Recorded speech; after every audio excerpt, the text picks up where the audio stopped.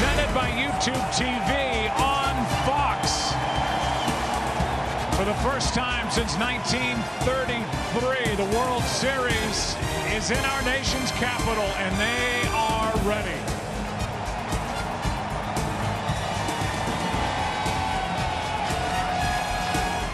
And now welcome inside the broadcast booth, everybody. I'm Joe Buck along with the Hall of Famer John Smoltz. Well, for the Washington Nationals, it's been some run, hasn't it? They had to get through the play-in game. They were down to Milwaukee. They came back and beat them. They survived 5 games against the Dodgers, blew through St. Louis.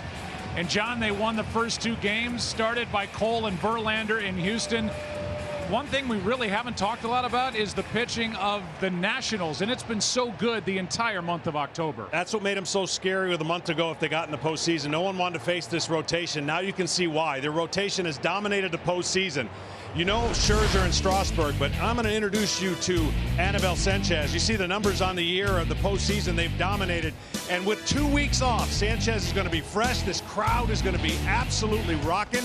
And what he wants to do is continue what the Nationals have done, and that is pitch 6 innings at least from their starters, and they have just shut down their opponents. All right, let's talk about the Houston Astros, the best 1-2 punch in baseball with Cole and Verlander during the regular season, and that's all well and fine, but they have to hit. The Houston Astros were #1 in average in baseball, #3 in runs, and you'd be hard-pressed to believe that, seeing how they've hit really since the start of the ALCS. Yeah, that's been the only puzzle that you think about that's got to turn around. They've got to break the ice. Someone's got to come up with a big hit, and I believe it becomes contagious. You see the numbers in the postseason. They've relied heavily on their starting pitching, but their offense is a beast. It makes other pitchers work super hard, and they've gotten on base. They just haven't got the big hit. Look for tonight, somebody, if they're going to turn this series around, with a huge hit.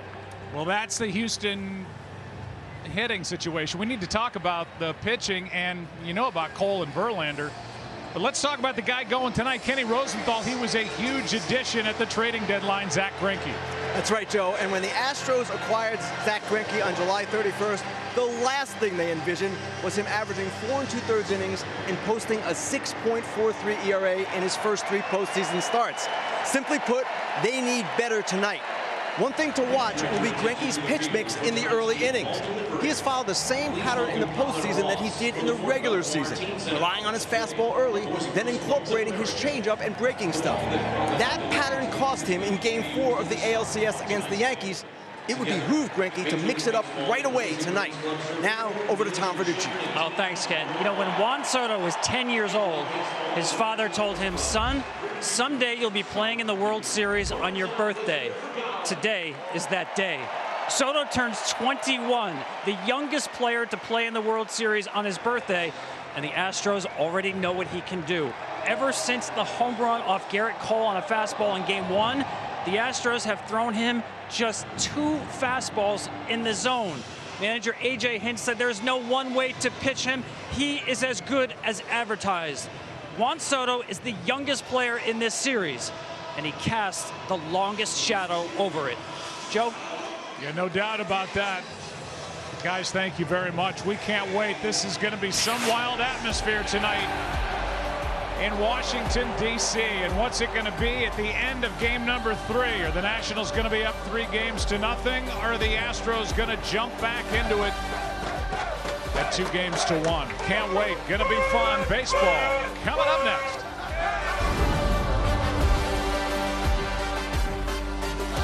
Last time the World Series was played in D.C., you can't, can you? Well, new history is being written, just not with a quill and ink.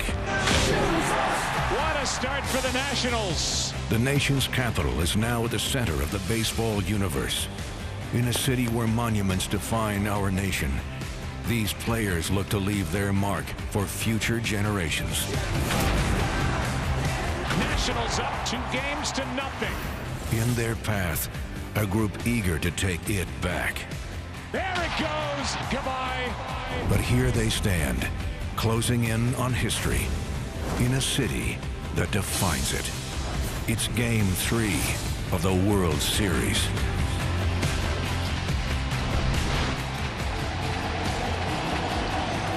We get ready for first pitch tonight here in game number 3. Anibal Sanchez is getting loose. Last worked in a ball game 2 weeks ago, and it was brilliant. Didn't allow a hit through the first 7 2/3 innings. Game 1 of the NLCS in St. Louis. An eventual 2-0 win with Sean Doolittle getting the final outs.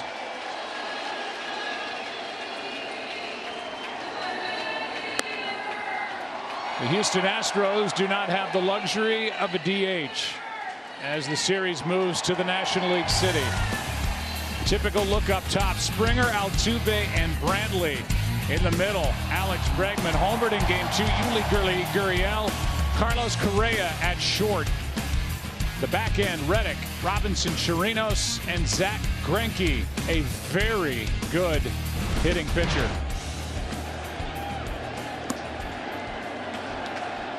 Springer studying Sanchez, and that got your attention, John Smoltz, when I told you it had been exactly 2 weeks. Yeah, that's a tough gig for a starting pitcher, especially at this time of the year. You like the rest, but the too much rest starts messing with the timing of your secondary pitches. And look, these two guys combined are going to have an array of off-speed pitches that are going to try to baffle the hitter's timing. You're going to see changeups that might look like ephus balls. You're going to see split fingers. He has 7 different pitches he throws. He's been outstanding in the postseason. He's relaxed. Here we go. We're going to find out what that rest did or didn't do.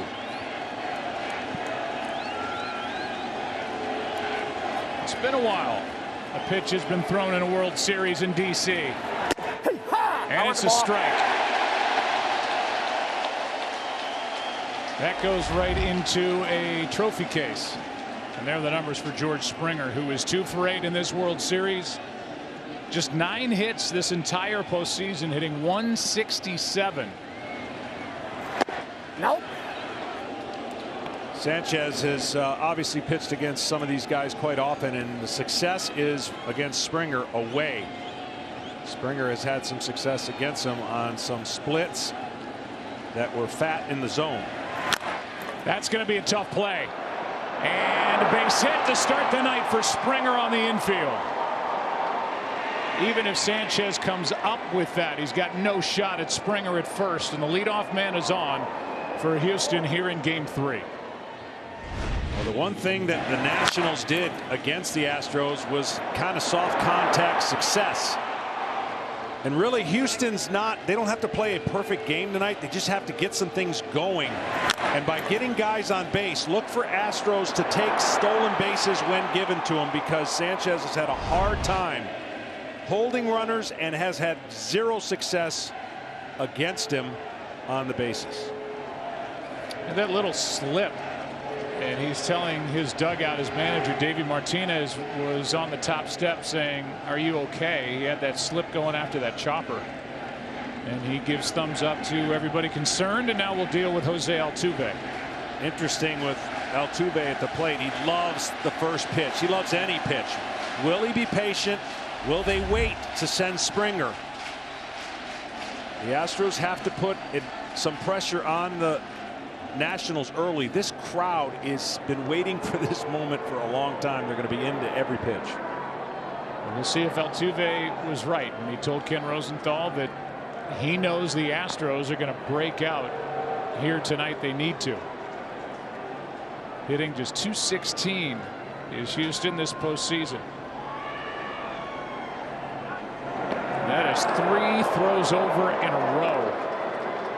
Trying to catch Springer off guard, and that one was the closest. Yeah, he's a little slower to the plate. He varies his moves. He's already shown 3 of them over there. Nope. But you can see that leg turn, and when he turns his hip, the runners have been able to take advantage and get down to second base at will against him. Springer 1 steal this postseason, 6 during the regular year. Caught twice. 4 throws over. And all of this will bother pitchers who have issues, and that's the whole goal. That's what you want to do.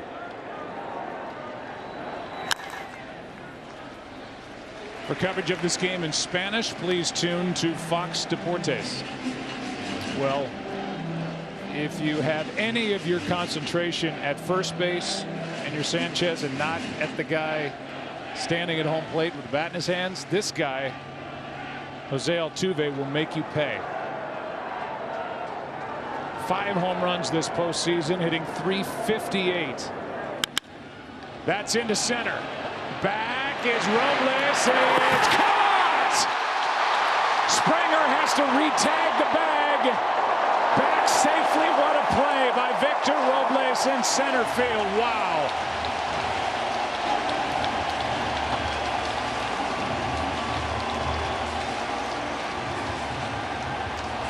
Looked a little anxious early in Houston in center. He didn't look anxious here at all. This is a fantastic play. Up against the wall. He has the presence to turn around. Of course, Springer thinks at this point, I got it. Now he has to go back, touch the bag. And this play was a lot closer than you could have thought it was going to be when Altuve hit it. What a play. Degree of difficulty, about 10.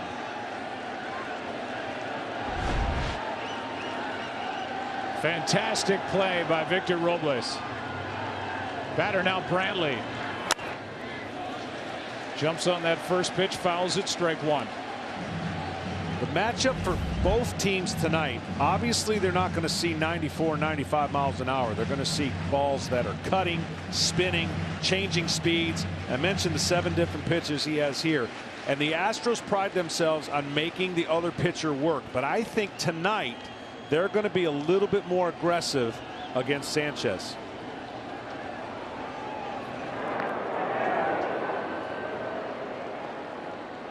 Springer looks back like, hey, you're wearing me out. That's 5 checks on Springer over at first. As you said, that's what Sanchez has to do.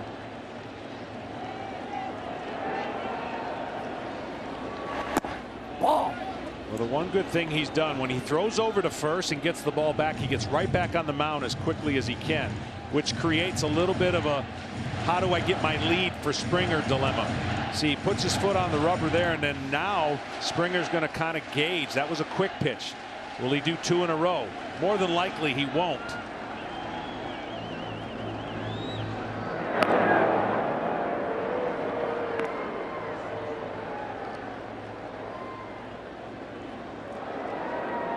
He's still huffing and puffing from having to get back to first on that catch by Robles in center. All the way past the second base bag, retouched, and just got back in ahead of the throw. 1-1. Strike 2.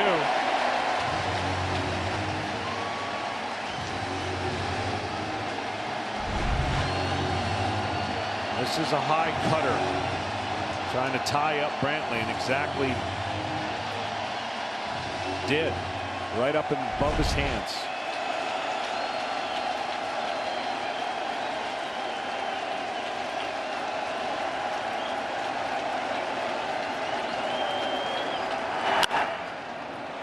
Jammed him a bit. Robles. 2 down. And the batter will be Bregman. The HP defensive lineup for the Nationals. Soto is in left. Robles has already made a fantastic play in center. Adam Eaton is in right. Around the infield, third to first, Anthony Rendon, Trey Turner, Asdrubal Cabrera, Ryan Zimmerman, and Kurt Suzuki, who's already had a good World Series behind the plate. Robles robbed Altuve of most likely a double and the Astros of a run. It's a good opportunity for Bregman to jump the first pitch. Oh my. He's been disciplined all postseason on looking for one particular pitch in each matchup. There's the cutter in the zone. The reason I thought it would be a good opportunity because with 2 outs, Sanchez, I felt, would try to get ahead of Bregman, knowing that with 2 outs they could steal a base. And he's done a good job. That's probably about 17 throws over, it seems like. It does to Springer. Held on by Zimmerman.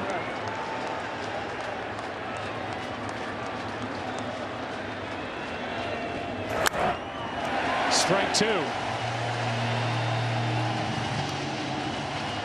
Sanchez has thrown 12 pitches and thrown to first 7 times.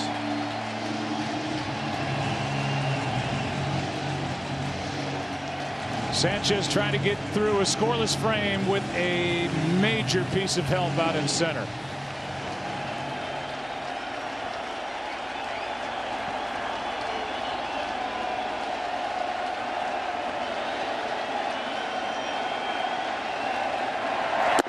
No.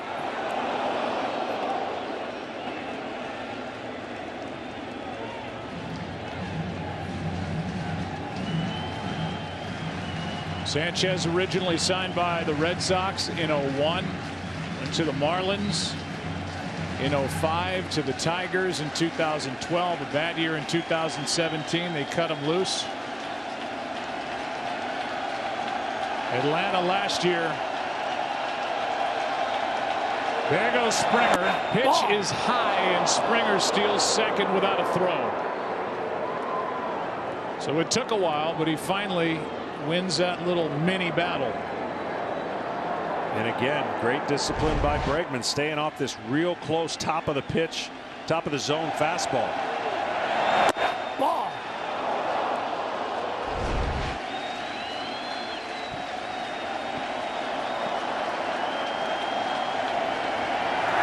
Struck him out.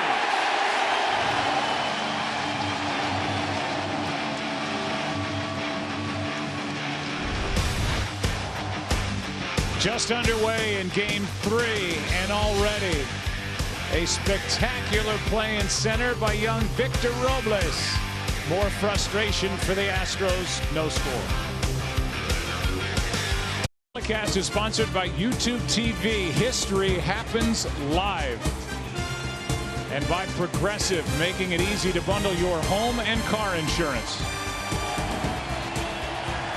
The Nationals, here's how they stack it up in game 3. Trey Turner first up, then Adam Eaton and Anthony Rendon. In the middle, Juan Soto, Asdrubal Cabrera and Ryan Zimmerman. On the back end, Kurt Suzuki, Victor Robles, and Anibal Sanchez against the veteran right-hander Zach Greinke, who turned 36 this past Monday.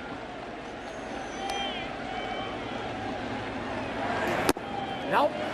Upstairs for ball 1. You saw the numbers this postseason for Greinke, who was acquired at the end of July from Arizona. 0-2, ERA just under 6.5.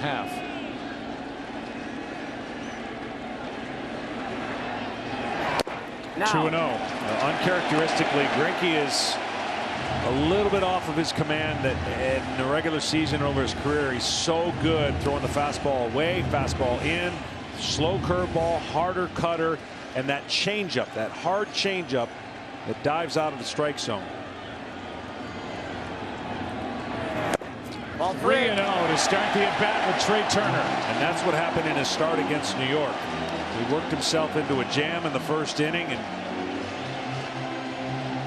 luckily only gave up 1 run there, but in this game he's going to have to be much better against this stingy offense. Turner. Right at the top of the strike zone. 3-1.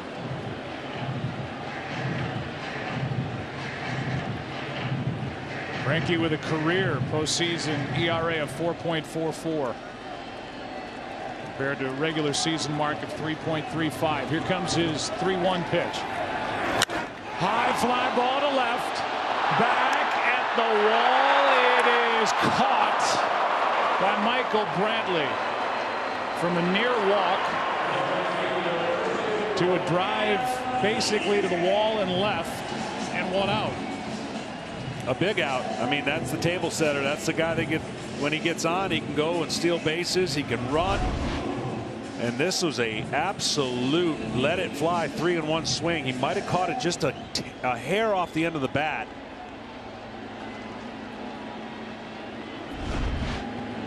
Here's Adam Eaton. He's swinging it as well as anybody in this Nationals lineup. Takes a strike. To me, he's a lot like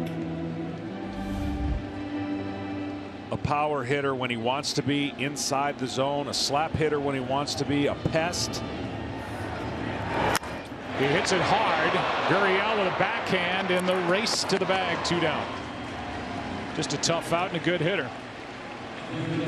And now 4 for 9 in this World Series. The HP defensive lineup for Houston. Michael Brantley just had to track one down and left. George Springer in center, still catching his breath, and Josh Reddick in right. Around the infield, Alex Bregman, Carlos Correa, Jose Altuve, and Yuli Gurriel with Robinson Chirinos trying to guide Greinke through a scoreless first inning here. Batter is Rendon. These two pitchers offer a real change of pace. So the first 2 games matched up with flame throwing, nasty stuff, and you had to get ready for velocity. Well, Zach Greinke and Sanchez, if you add up their strikeouts together, they don't get to that guy, Garrett Cole. So they're going to be more contact oriented. They're going to want ground balls. They're going to want balls down in the zone, and they're going to really want to change speeds to try to mess the timing of each opponents. Ball. That's down for ball 1. That's the pitch he wants. He wants the bottom part of the zone with his fastball. He needs that part called a little bit more favorably for him. Ball and a strike on Anthony Rendon. Hitting .325 this postseason, 1 for 8, but his one was a big one with a 2-run double in the first inning of Game 2 2 nights ago. A game that turned into a blowout late, 12-3 the final.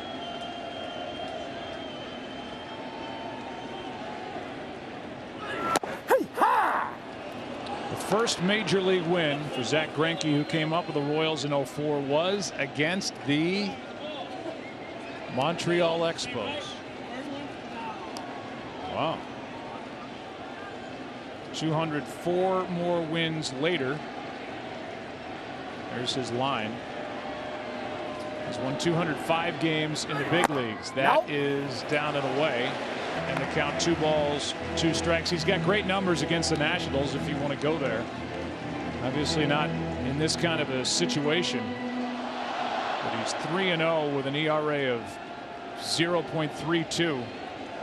4 starts against Washington since 2015. That is, wow.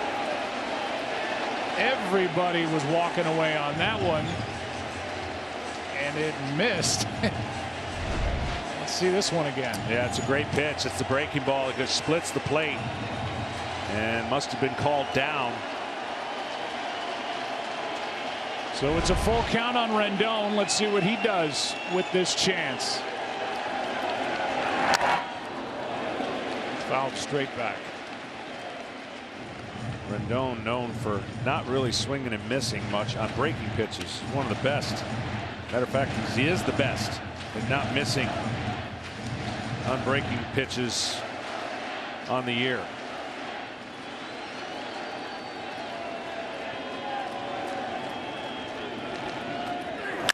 That's down toward the corner. Fair ball. Rendon has a 2-out double here in the first inning.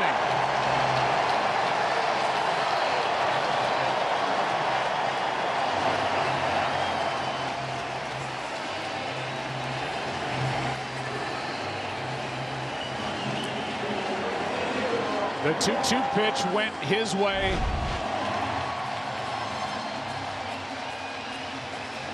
And then 2 pitches later, bang into the corner.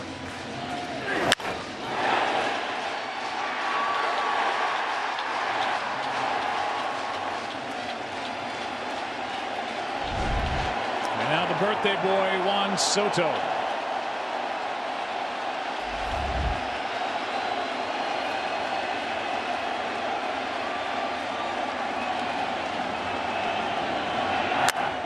Rolls one to the right side. Gurriel has to feed Greinke, and Greinke gets through a scoreless first.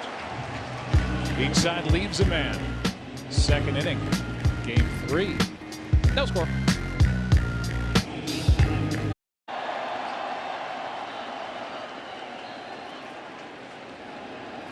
After 1-0 score in game number 3.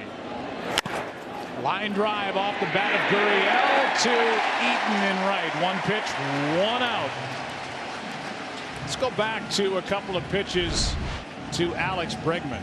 Well, this is going to be his firmest fastball of the night, 94, and he throws this little blooper changeup at 75. That is tremendous, the way that he can change speeds with that grip. And you are going to see anywhere from the 60s to the 70s in that pitch, especially if he's got it working. Here's Carlos Correa. Really struggling with the bat. He was a Game 2 hero in the ALCS, but 1 for 9 in this World Series and hitting 160 in the postseason. That is headed for the corner. Correa drives it to the wall, and he will cruise into second base with a 1-out double. A.J. Hinch talked to us prior to Game 2 of the ALCS and said that's a guy, Correa, we've got to get going. He's got to figure out how to get better at bats. And here he is in Game 3 coming up with a 1-out double and was hit hard. Yeah, he took an inside sinker, it looked like, and squared it up.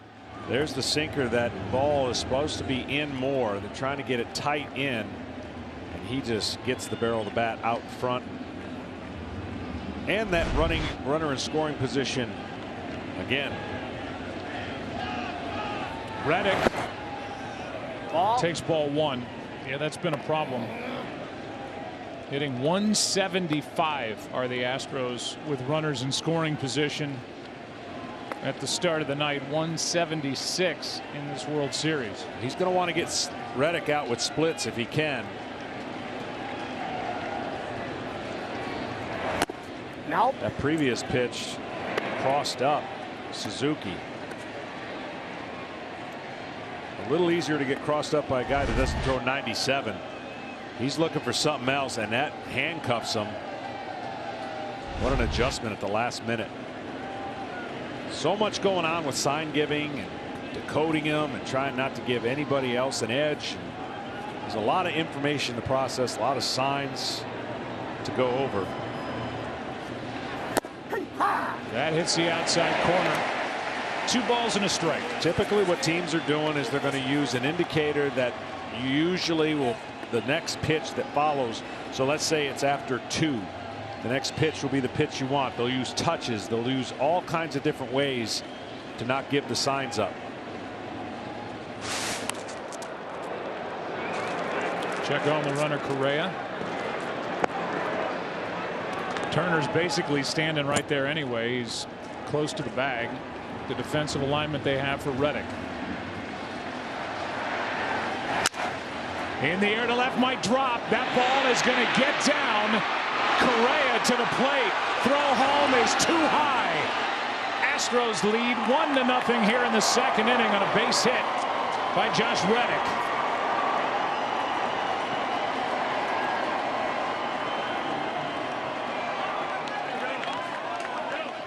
Well, the reason that's important and why they were so aggressive is in the National League, of course, the pitcher bat. So you would have the 8th hitter and the pitcher to wiggle out of a jam. Let's say if it was first and third. A great read by Correa. The infield and third baseman were in. Watch how he reads this and his ability to recognize right about there. It's not going to be caught. And Soto had a chance, but he just came up firing as hard as he could, and the ball sailed on him. Great base running by Reddick to get to second on the high throw. Yeah, at the moment they've not put an error on that play. It's a single RBI. Correa scores. Now Chirinos. Chirinos, another guy struggling, hitting .083 this postseason. Pretty good swing there. Fouled back, strike 1. Now the good news for the Astros is that Greinke's actually a pretty darn good hitter. He spent some time in the National League, of course, with the Dodgers and the Diamondbacks, and he can handle the bat. Most American League teams, other than interleague play, don't spend a lot of time with their pitchers. Batting practice and stuff like that. Chirinos takes high. 1 ball, 1 strike.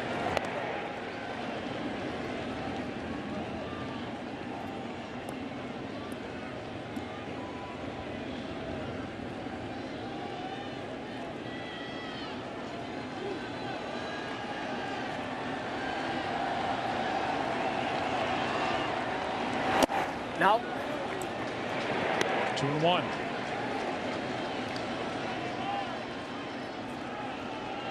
Sanchez knows when a guy's up there and has got his number a little bit. 571.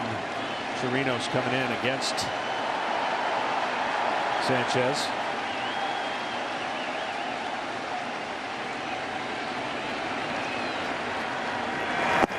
now That's down to make the count 3-1. Guy on deck who said Greinke is a good hitter. He's hit 9 career home runs. 3 this year.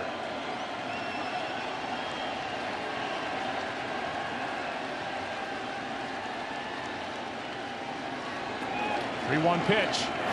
That's a base hit into right. They will hold Reddick at third as Eaton comes up throwing, and that's 3 straight hits. And it presents Greinke with a chance to add to a 1-run lead. Well, in this situation here with first and third, you've got a couple different options. You've got the safety squeeze, and what that means is the third base runner reads what Greinke does, bunting between the pitcher and first base. You can't defend the play if you execute it right. At worst, you end up with second and third if the bunt isn't great. 2 outs with Springer up. Normally, with a decent hitting pitcher, the manager will give the pitcher a pitch early to try and drive him in by swinging. And we'll see how Houston wants to play. Coming into this game, the Astros had back-to-back hits in this World Series only twice. They've got 3 in a row here and ask for something out of Zach Greinke. And the reason he's throwing over to first is trying to see if Greinke commits his hand by starting to square around or moving the hand on the bat. Greinke didn't show any signs at all of what he was trying to do. That's the reason they're throwing to first. There's the bunt. A check of the runner at third, and now it's second and third, 2 down. So they played it straight, just a sacrifice bunt. That's a good bunt for a sacrifice, but for the runner, it's not a good bunt because now he can't go home. If you bunt that to first base side, now the runner has a chance to read that because the third baseman's going to be on you a lot quicker than the first baseman because he has to hold the runner. So that bunt is a great bunt to sacrifice, but no chance for Reddick to score. And so what we said, second and third, 2 outs, Springer has a chance. That's a strike. Well, 2 things in play. One, Greinke, as we said, can handle the bat. But you've got about as good a leadoff hitter in this Astros lineup to produce runs with a hit as you're going to find anywhere. Drove in 96 during the regular season in the hole here 0-2.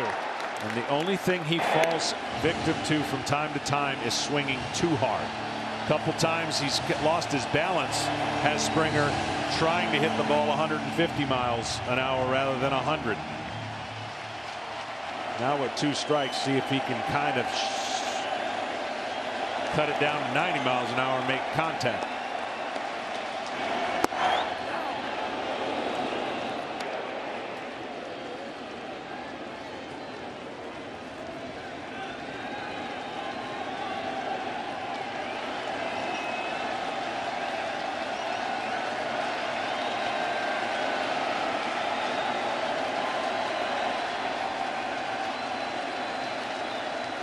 If Sanchez pitches long enough in a ball game, we'll see just about every reading in that velocity category. 75, 78, 83, 74, 94. Tough to figure. Count 2-2. He does a great job. He started off slow this year. He was 0-4 in April with a high ERA and then basically went on a torrid stretch. 8-2, undefeated in June, July, and August, and he has got an array of pitches that just mess with the timing of the hitter. And those 2 weeks off so far, it looks like he is not affected by that. 13 different velocities over his first 32 pitches. And now Springer steps out.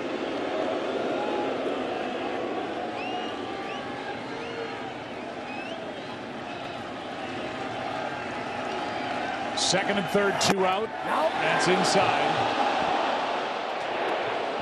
And from 0-2 to 3-2. He wants to throw. It's called a front door cutter. He's trying to throw that ball in and have it cut just an inch. Looks like it's going to be inside to the hitter, and if he had a little more cutting action, he would have got that freeze strike that he was looking. He established in, and then he tried to throw that front door cutter for strike 3.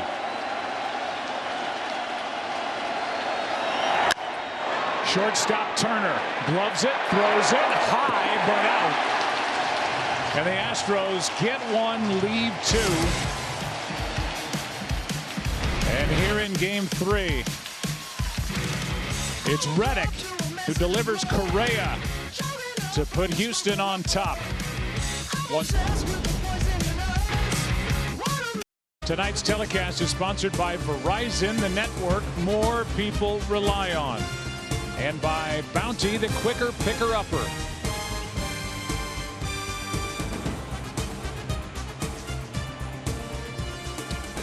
The fan section in left is brought to you by State Farm.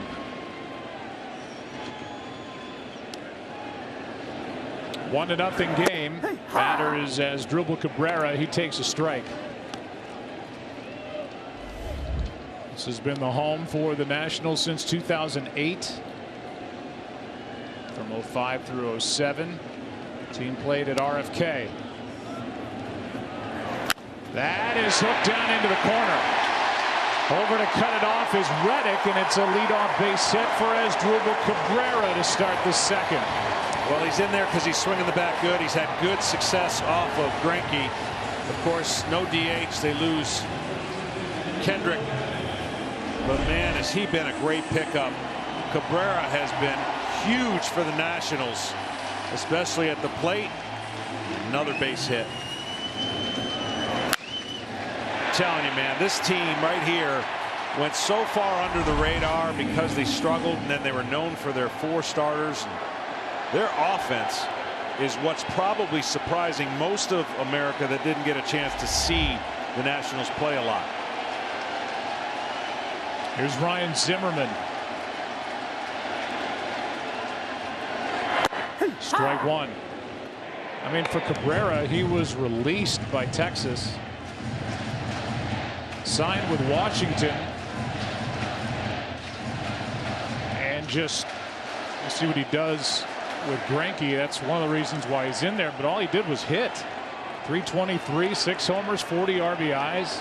Didn't commit an error in the field. That's foul, and that's strike 2. Greinke's really good at getting the ball on the ground when he's on, and so therefore you can get some double plays. I always found this time of the year, man, the leadoff guy gets on, you feel like it's such a rally, and the crowd is standing with a runner on first and nobody out. They would never do that in the regular season. So the more stress you can put on the starting pitcher in this time of the year, you have to deal with just eliminating it, and a double play here would be like the biggest. It's the best feeling in the world when he's had a million of them in his career.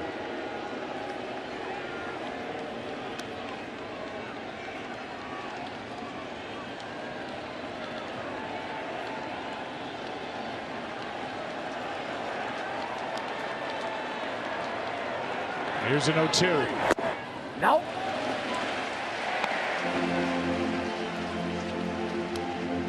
Zimmerman with that home run back in game 1. Started the scoring for Washington.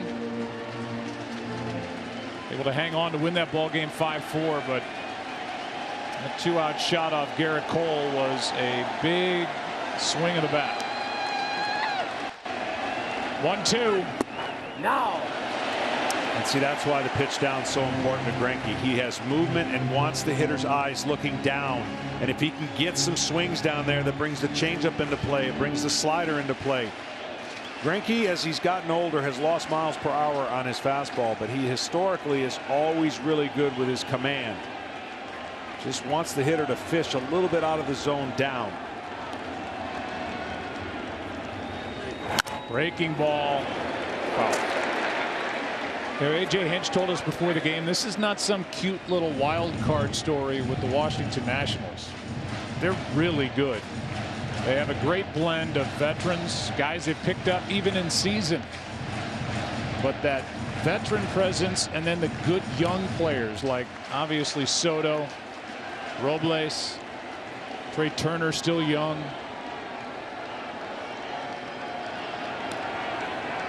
Two-two. Breaking ball is hooked into left, and that is a base hit. Back-to-back singles by Cabrera and Zimmerman. 2-on, nobody out.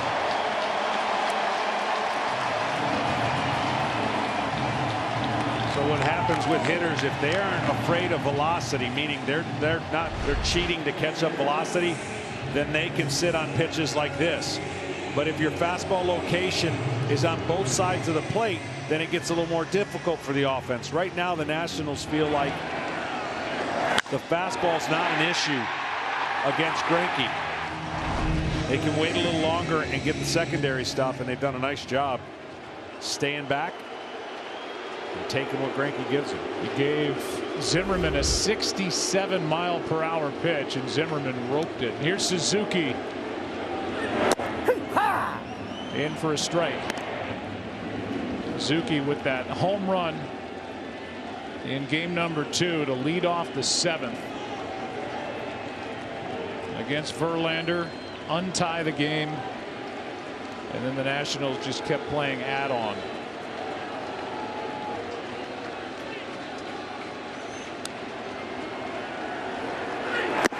Nope. That's down. 6th catcher with a go-ahead home run in a World Series game from the 7th inning on. He hit 17 during the regular season. He's got just 3 hits in this postseason, but that was a big one for anybody. He's had some big ones for the Nationals during the year as well. 1-1 pitch. Good delivery by Greinke, strike 2.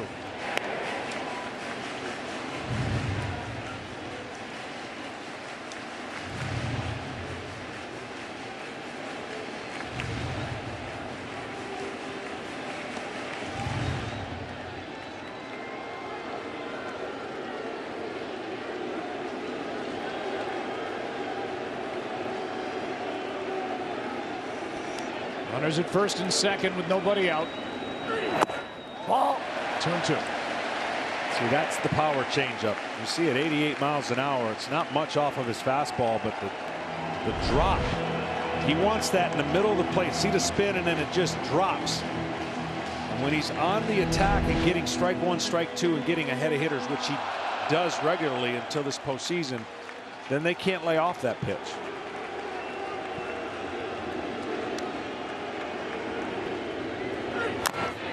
Going to throw this little nugget out there early tonight. And you can chew on it while we play in the early innings here. But in the right situation, later in this ball game, you know who's in the bullpen for the Washington Nationals? Max Scherzer. Yeah, that would be the going for the throat situation if they are in that position. He's not in it now, but he'll be down there if the situation gets close to warning it. Breaking ball is hammered foul.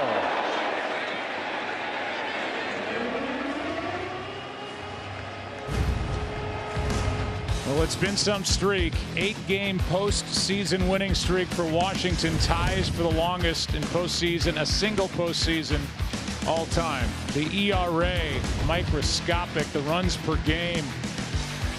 And if you go back to September 23rd, they won 18 of 20 in their best 20-game stretch since they came to DC in 05. Good at bat here by Suzuki. See, with that curveball, he's trying to slow the hitter down, and then he tries to speed him up with the fastball. So he uses that breaking ball as a mechanism to, again, try to mess with the timing. But the Nationals have been so good at not overswinging, expanding the zone. They've been stingy.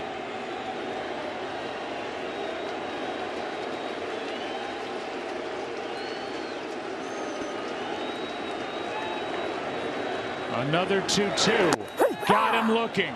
Greinke wins that battle and gets his first strikeout of the night.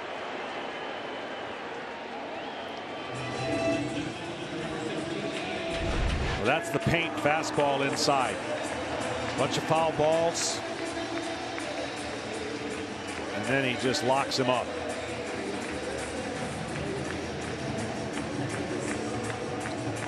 Maybe you saw Zach Greinke yelling for Alex Bregman. He said, hey, pay attention to the bunt. Well, on deck is Aníbal Sanchez. Robles is up there to swing.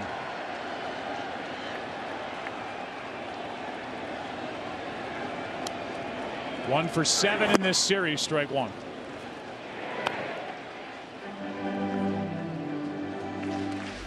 .22 years old.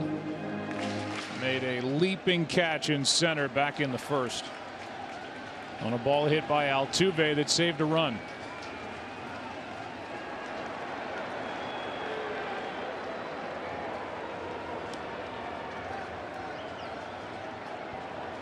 I don't think Greinke will want to mess with curveballs against Robles. Better on curveballs than sliders.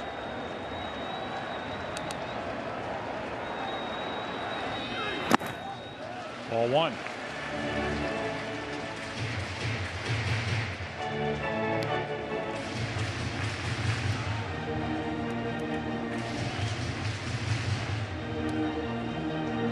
As Robles matures as a hitter, he'll have to stop chasing as much when he's ahead in the count, meaning an aggressive style hitter lets the pitcher get back in the count by chasing balls out of the zone.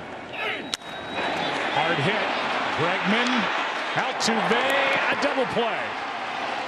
Well turned by the Houston defense. 5-4-3. Greinke gets around the back-to-back hits to start the inning. 1-0 Houston after 2. This is sponsored by Geico. Happy Geico-ween. And by Steal a Base, Steal a Taco, only at Taco Bell.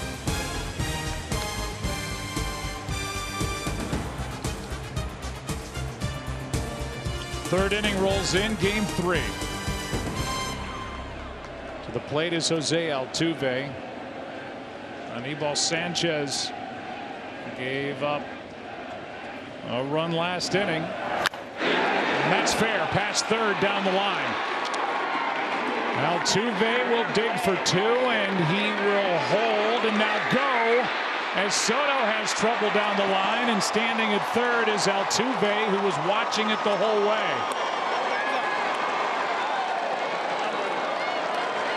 Great job by Altuve, not assuming that it was just a surefire double, and the ball rattled around in the corner in a tough spot. And that is a big base with nobody out on third. He hooks this breaking ball right past Rendon, one of the best third basemen in all of baseball. And watch this ball just hug the corner, and as he goes to look up and field it at the same time, the ball goes under his glove, and great base running by Altuve. Batter now is Brantley. Strike. Dave Martinez, the manager of the Washington Nationals, is listening to everything we say up here. Thank you for joining us. We will not keep you long, but what do you see so far from Aníbal Sanchez? Oh, he's throwing the ball well. He's mixing in all his pitches. Altuve just hit a pretty good pitch right there. You know, like I said, yeah, as long as he's throwing strike one and getting ahead, he'll be fine. Was he, or were you, or Paul worried about the 2-week layoff after that brilliant start he had in the NLCS? No, you know, he's done that before, where he missed about 10 days, 11 days. But he looks good. I mean, he looks really good. You know, Aníbal, he's one of the guys that throws every single day, and he's working on stuff every day. So I'm never concerned about his layoff. Here's one off his glove. A run scores. It's 2-0 Houston here in the third inning, and I won't keep you long. The last question I'll ask you, Dave Martinez, is we've had a shot of Max Scherzer down in your dugout. In the right situation, could he be available tonight? Hey, you never know. We'll see how the game plays out. You know, right now we got to get back in here and put some runs on the board. All right, buddy. Thanks for the time. All right. Dave Martinez, who has done such a job with this team, winning 18 out of 20, leading this World Series 2-0. But the Astros lead tonight 2-0 in the third. Here is Bregman, and that's a ball outside. It goes down, by the way, as a hit for Brantley after the double and the error by Soto for Altuve, and Altuve scores on that infield hit. The Astros have looked like they're going to be a little more aggressive, selectively going after pitches.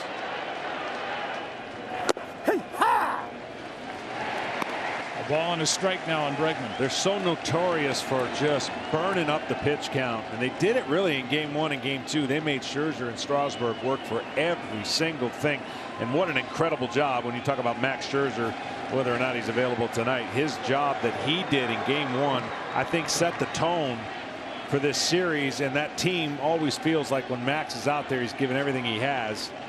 And that night could have easily been 6-7 runs against them, and he held them to the 2 that he gave up in the first.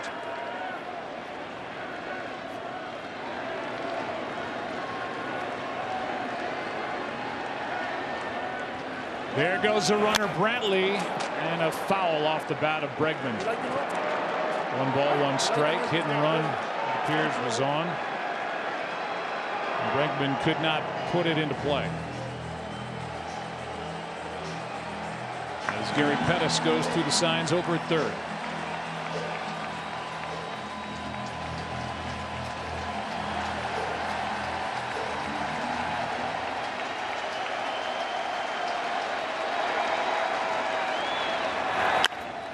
That's hit in the air to left center field, sending Robles back. Out number 1, and Brantley still at first. Chevrolet is the official vehicle of Major League Baseball and the brand to earn the most J.D. Power Quality Awards across cars, trucks, and SUVs over the last 4 years. Here we are. This will be a tough matchup for Sanchez. This guy, Gurriel, is locked in right now. He did not have many results for the balls that he was hitting hard in the previous series, but he's starting to check in.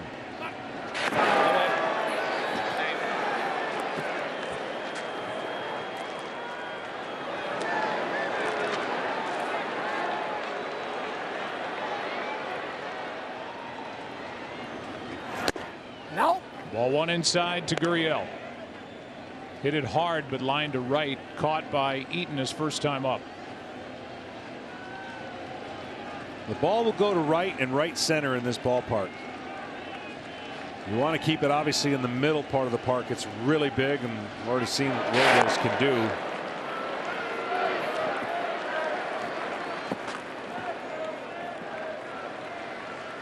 What a fair ballpark.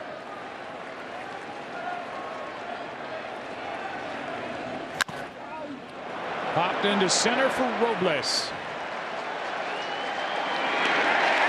1 on, 2 down.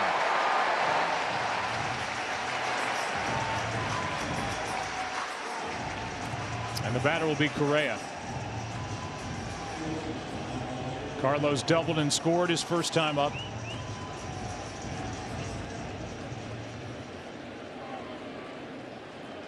Coming into this ball game for the Nationals, their postseason starting pitching ERA 2.23. They have a 1-gamer against Milwaukee, 5 against the Dodgers, 4-game sweep against St. Louis, and through 2 games of this World Series. Yeah, but they did against the powerful Dodgers offense. I mean, they held them in check. There goes Brantley. Pitch was down. Throw is late. And a stolen base for Michael Brantley.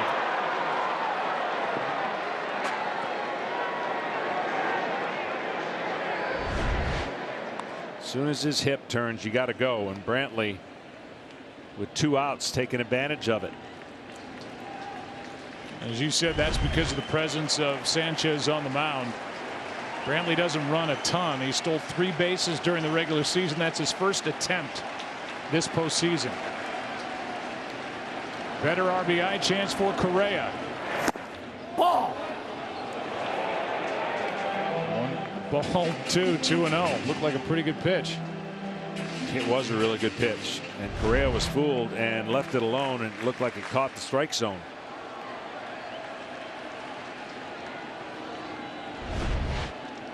Now a 2-0. That's a foul ball. 2-1.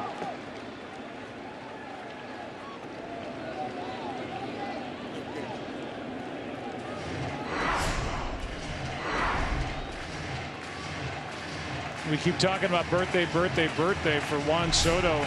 He just became the 6th player to make an error on his birthday in the World Series, the last to do it, John.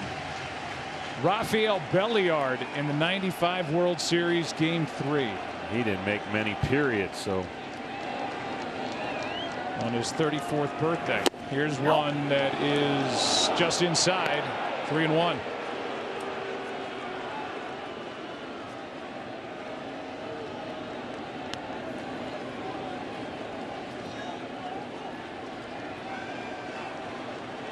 Leadoff double by Altuve, went to 3rd on that error and scored on a ball hit by Brantley off the glove of Sanchez. Stayed on the infield. It's 2-0. A chance for another with 2 out.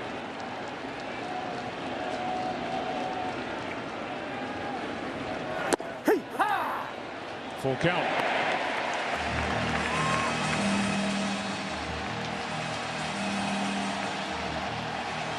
Correa obviously looking for something other than a fastball. 3-1.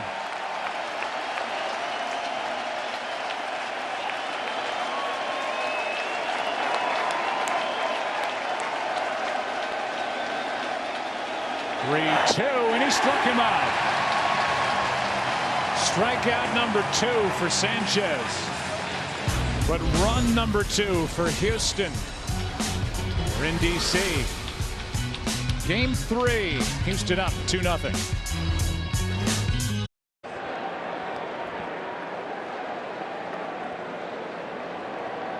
Nine 1 and 2 hitters for Washington, down by 2 now. As Altuve got it going, scored on a hit by Brantley. Here is Zach Greinke. Got around back-to-back hits to start the 2nd, and a 2-out double back in the 1st. He deals high to Anibal Sanchez. Pretty good story, Ken Rosenthal, about how he ends up here in the front end of a 2-year deal. Joe, it was less than 18 months ago that the Twins released Sanchez during spring training. A few days later, he signs with the Braves. His first start for them in spring training against the Astros, the defending World Series champion Astros at the time. Sanchez pitched 4 strong innings against them, made 1 more start for the Braves in spring training, then was added to the roster, had a great year for the Braves last year, then signed a 2-year, $19 million free agent contract with the Nationals, and here he is back in the World Series. Twirled a gem in Game 1 of the NLCS. Here's a 2-0 pitch. That's a strike. Greinke kind of hangs with that knee and then looks effortless going down, but he has to get down through that leg and finish because he's leaving the baseball up more than we've seen him do it. I know the Astros like to get him to pitch up a little more, but he needs to start pounding the strike zone with that fastball to make the other pitches. There's that hang right there. He got a short arm delivery, and then he just kind of pauses and goes down through the ball.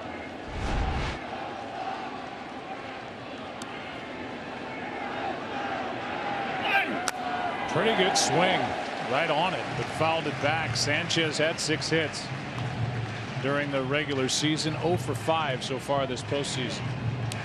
And how about these 3 guys? Sanchez on the left, Max Scherzer in the middle, Justin Verlander on the right. Back with the Tigers. Between parts of 2012 through 2014, they were teammates. Heavily involved in this series, and Sanchez, a foul tip hung on to by Chirinos, 1 down.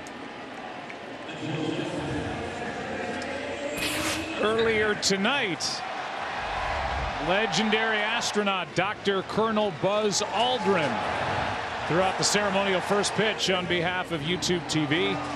He stepped on the mound just as he did on the moon 50 years ago with the Apollo 11 crew.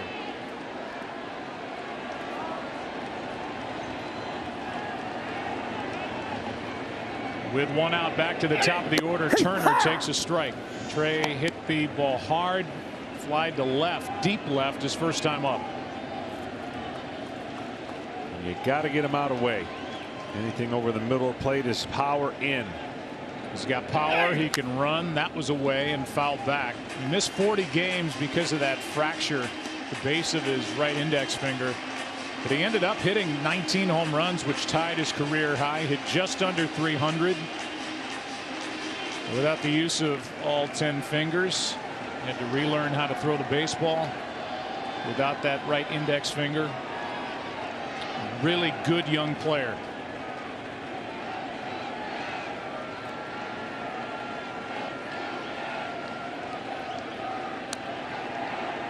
Here's the 0-2. Back in game 1, he stole a base right out of the gate, and Taco Bell back with steal a base, steal a taco. Means everybody in America gets a free Doritos Locos taco thanks to Trey Turner. Stop by Taco Bell on October 30th from 2 to 6 p.m. to steal yours. That's anywhere, right? Anywhere. Another 0-2. Ball 1.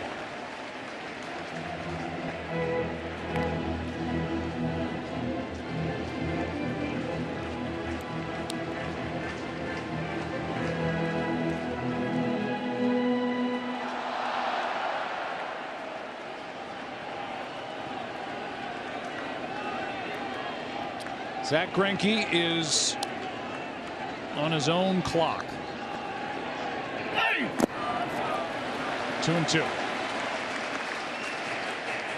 If you're going to grunt on your fastball, you want to grunt on your changeup because you don't want them to think it's anything different. And he works hard at that changeup.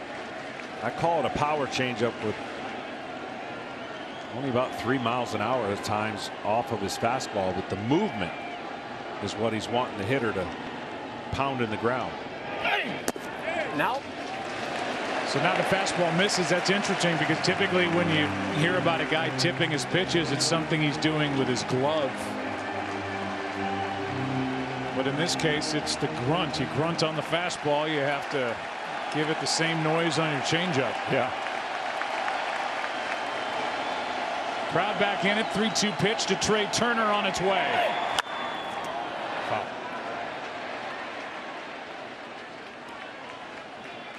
Greinke used to have the luxury of more velocity. Yeah. He's had to adapt to a fastball that's 91, 92 as opposed to a few more. He'll cut it, he'll sink it, occasionally ride it up. Another 3-2. Hard hit, base hit into left.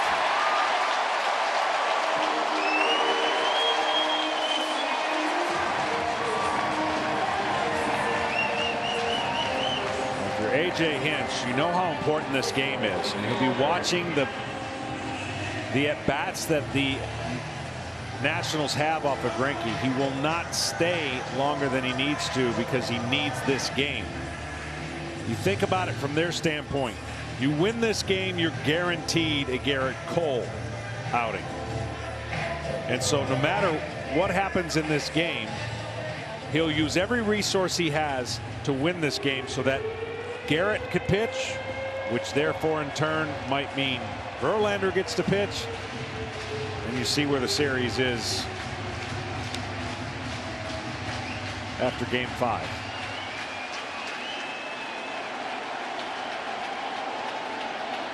Here's Adam Eaton.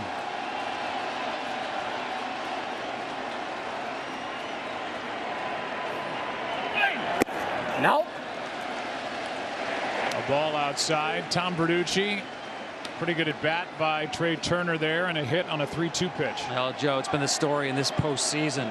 The inability of the Houston pitchers to get strike 3 on these Washington Nationals hitters. The Nats are hitting .306 in this series with 2 strikes. That's a ridiculous number, especially when you think about this, Joe. Astros pitchers with 2 strike counts this year held hitters to a 144 batting average. That's the 3rd lowest since we started tracking these things back in '88. But if you watch what Trey Turner, how he hit, and you'll watch every pitch of Adam Eaton in the box right now, they just keep their foot on the ground. They take the lower half out of play. Eaton goes to the 2-strike approach from the very first pitch. Kevin Long, the hitting coach, calls this down and ready. Get the foot down early and battle. And they are doing that perfectly in all 3 games in this series. Yeah, this was a Houston staff that led baseball in strikeouts. But not being able to get that put-away pitch so far in this series.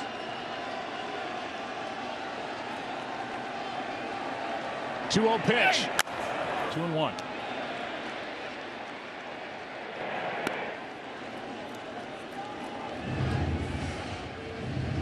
Those two guys. Best 1-2 punch this year. Yeah, they're hoping for another turn. Nats fans are hoping they don't get to see them the rest of the year and ever.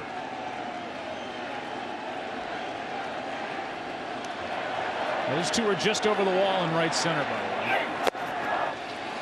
the way. 3-1 the count on Eaton. So now if you trust your hitter right here in a 3-1 count, you send your runner. By sending the runner, you got to have a hitter at the plate that doesn't feel like he has to swing at a ball.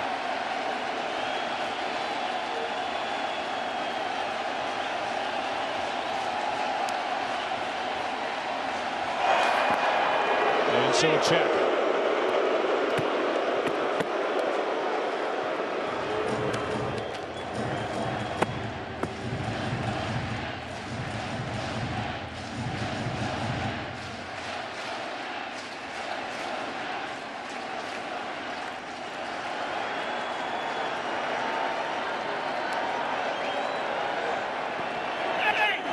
Ball 4. A single, a walk, and an opportunity here for Washington down by 2. First walk handed out by Greinke. And it brings in Anthony Rendon, who had the most RBIs in baseball this season at 126 in his walk year. A free agent to be. So good with runners in scoring position on the season. So good on the very first pitch.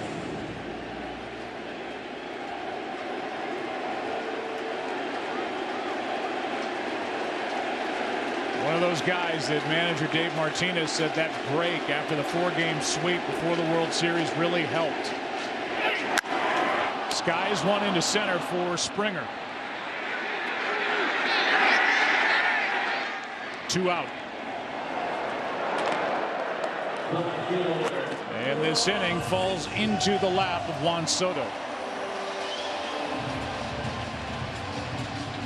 Soto aggressive on the first pitch, curveball. Runner at second, and the base open. Grounded out.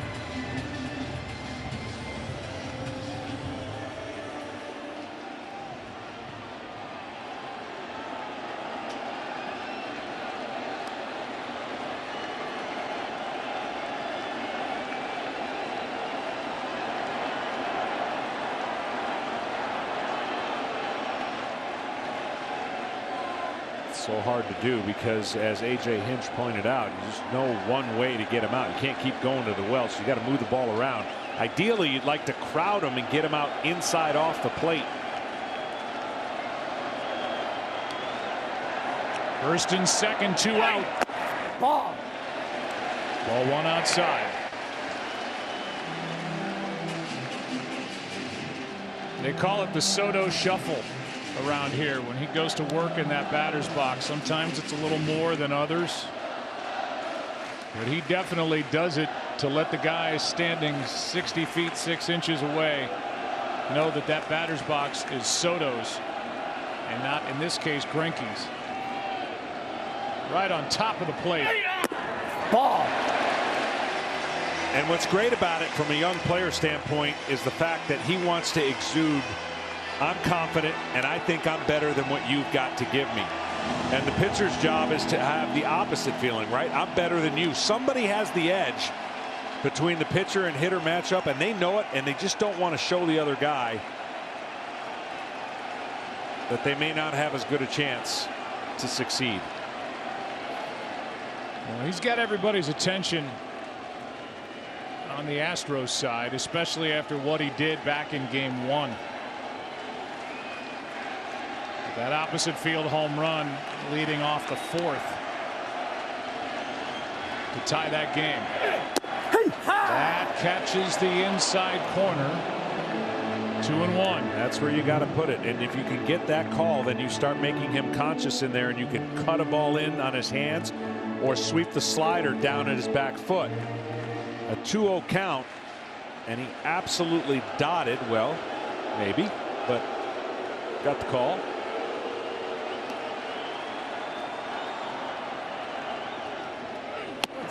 Spins him out of there with ball 3.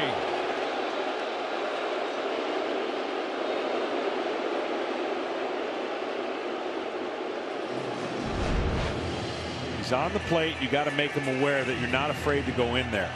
It's a 3-1 count with Zimmerman on deck. I'm sorry, with Cabrera on deck. If I had to guess, this would be a 3-1 changeup. Seeing if you can get a more aggressive Soto, put this ball on the ground or swing and miss.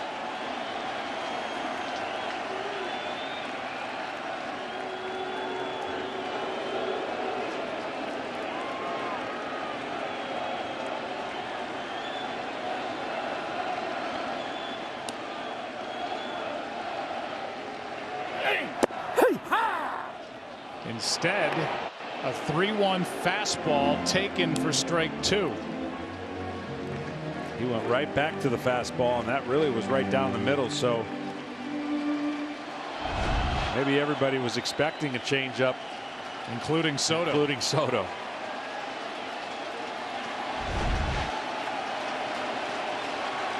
Runners will go. 3-2 pitch. Instead, Greinke wants to make sure they don't leave too soon.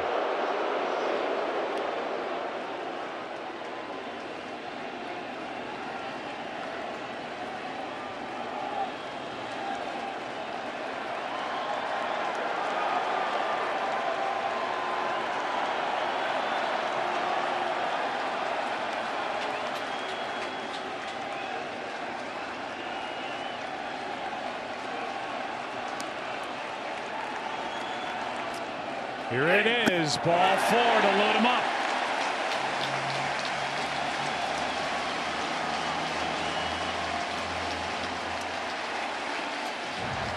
A single, 2 walks in the inning, and the batter will be Asdrubal Cabrera,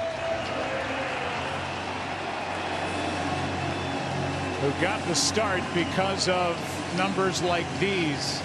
His career against Zach Greinke. 447 with 4 extra base hits. And here's what Cabrera did back in the 2nd. Took a curveball, even though it was up the end of the bat, stayed back long enough to serve it into the outfield for a hit. One of those again, the game will be tied.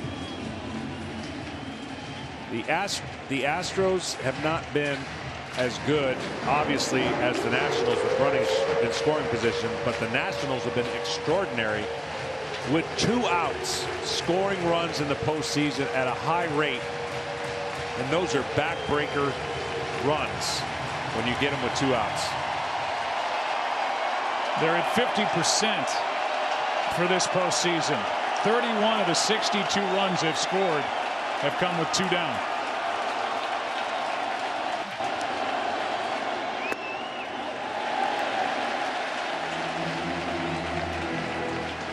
Talking to Dave Martinez about this start for Cabrera, who didn't begin the year with the Nationals. He said they're just certain guys that see Greinke well. Cabrera's one of them.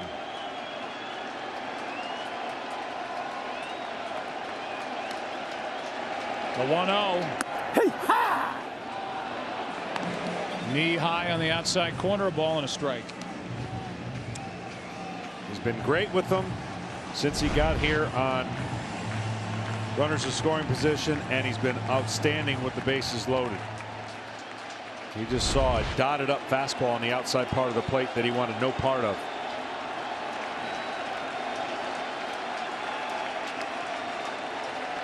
One.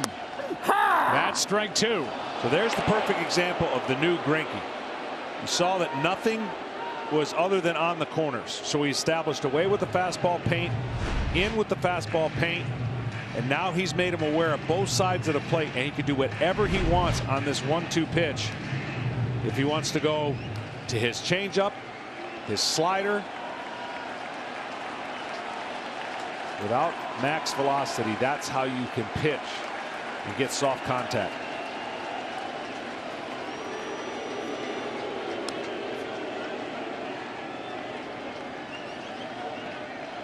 As Dribble Cabrera joined the Nationals on August 6th. Drove in 40 runs the rest of the way. 1-2 pitch is popped down the line. Foul ball and out of play.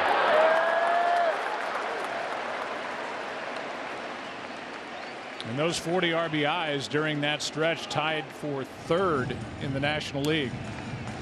Mike Rizzo, the general manager of this Nationals franchise and the head of their baseball operations, has added so many pieces, and it's all just come together down the stretch in the month of October. Up 2-0, down 2-0 here, looking for a 2-out hit. What a pitch! Greinke gets out of it with a strikeout of Asdrubal Cabrera. And now the Nationals have left 5 as they leave the bases loaded. 2-0 Houston after 3 in Game 3. Welcome back to the World Series, presented by YouTube TV on Fox. 4th inning rolls in, bottom 3 in the lineup for Houston. That means Reddick, who has an RBI single, his first hit of this World Series, just his 4th of the postseason, and he knocked home his 2nd run.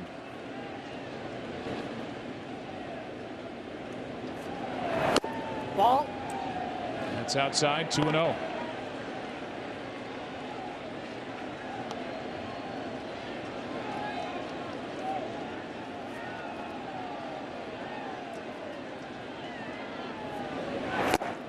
That's ball 3.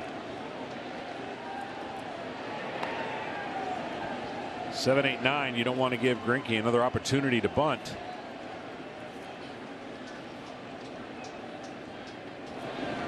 Hey, ha! 3-1. So somehow get back in this account, make this count where Reddick has got to put it in play, and if he gets on base putting it in play, way better than a walk. Reddick's looking to blast one here, and he gets under it, pops it up left side. Rendon over to grab it. 1 away in the 4th. Tonight's telecast is sponsored by the strongest, most advanced family of Silverados ever, and by Indeed, the world's #1 job site.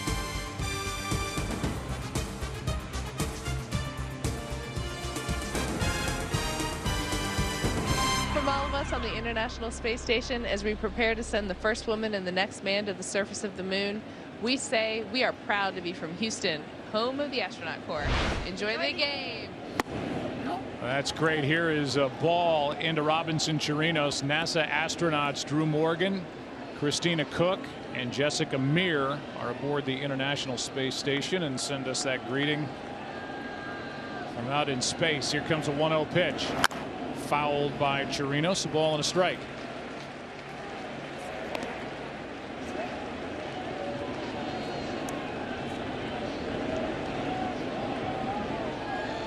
Base hit in the second. Put runners on at the corners for Greinke, who bunted. Advanced the runners to second and third for Springer, who then grounded out. Back here, and that's strike two. Rinos has a lot of success. Talked about his .571 coming in against Sanchez, and that just went up.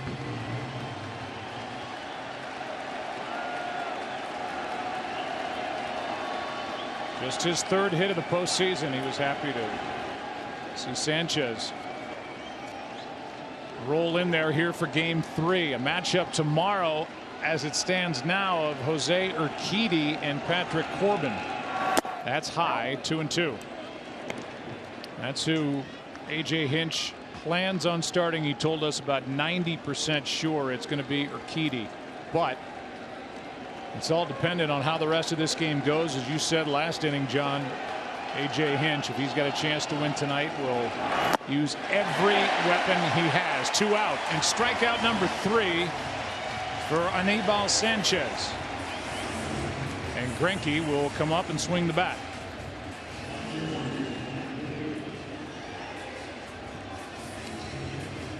These are fun at bats for pitchers, especially this time of the year. And Greinke, of course, familiar with swinging the bat. You got nothing to lose.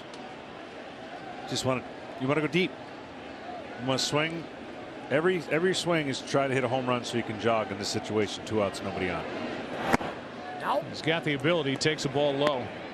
I said earlier, 9 career home runs, 3 this year. And a career .225 hitter. Slugged .580 this season. That is hit hard with foul.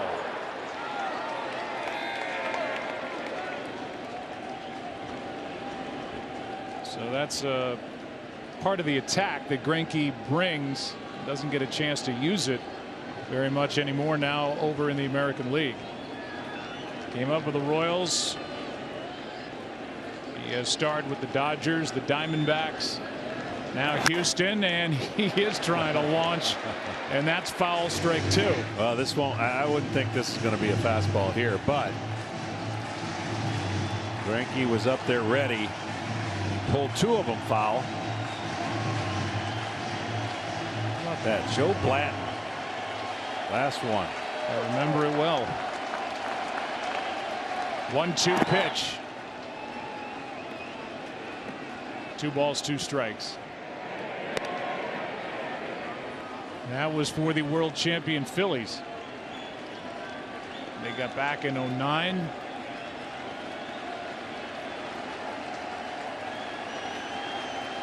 Greinke trying to add his name to that list, and he strikes out. 4 on the night for Sanchez. A smile from Zach Greinke. 2-0 Houston after 3.5. Leading baseball in RBIs in the postseason. 3 are tied with 10, I'm told. As Ryan Zimmerman takes a strike, and we're underway in the bottom of the 4th inning. Saw Yuli Gurriel. He's on that list with 10. He's 0 for 2 tonight. Ryan Zimmerman is 1 for 1 with a single into left, his first time up. And quickly in the hole, 0-2. Of course, the National League rules, the managers will have tough decisions on when to pinch hit for their pitcher, not based on how they're pitching, but based on run scoring opportunities, if it should come to that.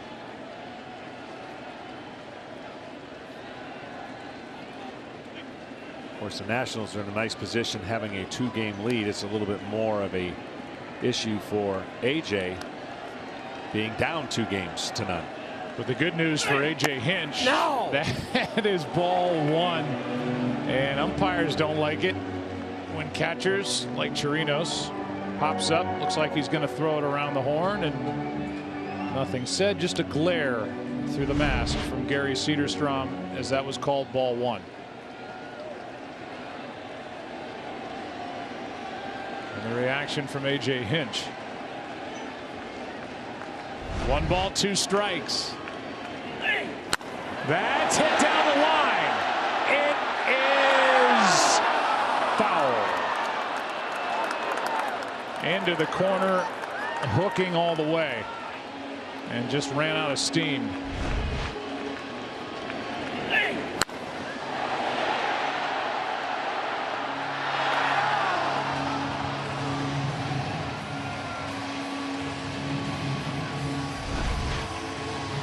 He's lucky to have that one back.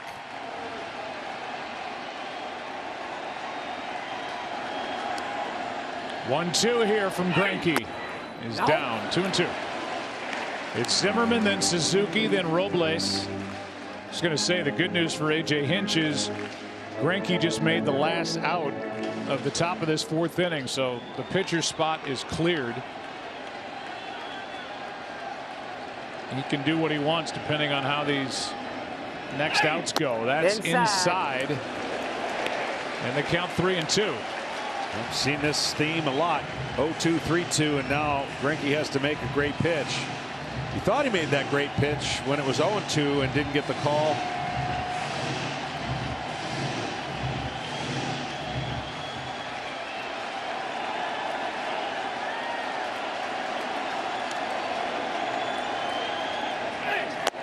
A walk starts the fourth.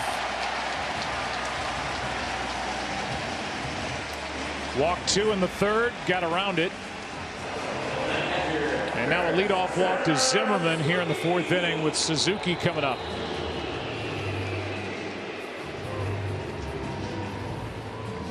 '36-year-old Kurt Suzuki dealing with 36-year-old Zach Greinke. Good fastball hitter. We saw him take that fastball. Justin Verlander for the go-ahead home run. And Greinke here again. You're trying to induce a ground ball. Maybe first pitch slider and see if you can get Suzuki to hit it to the left side of the infield. Over the top of that pitch, strike one.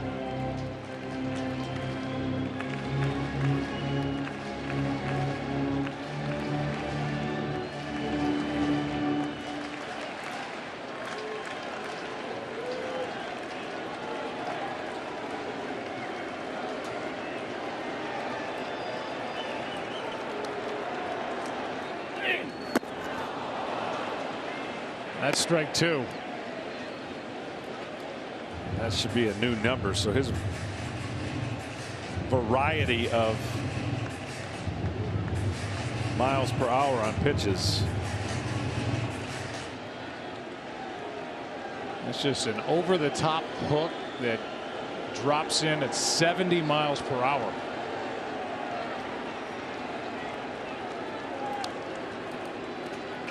Suzuki waits and strikes out. So Greinke follows the walk with a strikeout and now has struck out 4 tonight. Suzuki twice. Changeup, curveball, changeup. And a good fastball hitter never got a chance to see the fastball. And those were the two best changeups of the night. I mean, it had tremendous arm speed, but great depth to it. Bottom fell out of both of them. And here's what you talk about with regard to decision time. Here's Robles, the number 8 hitter. Pitcher is on deck. 1 on, 1 out. Action for Washington in their bullpen. That is fair. Past third. Past Bregman. Digging for third, Zimmerman. They bring him around. And in on a triple to make it 2-1 here in the fourth.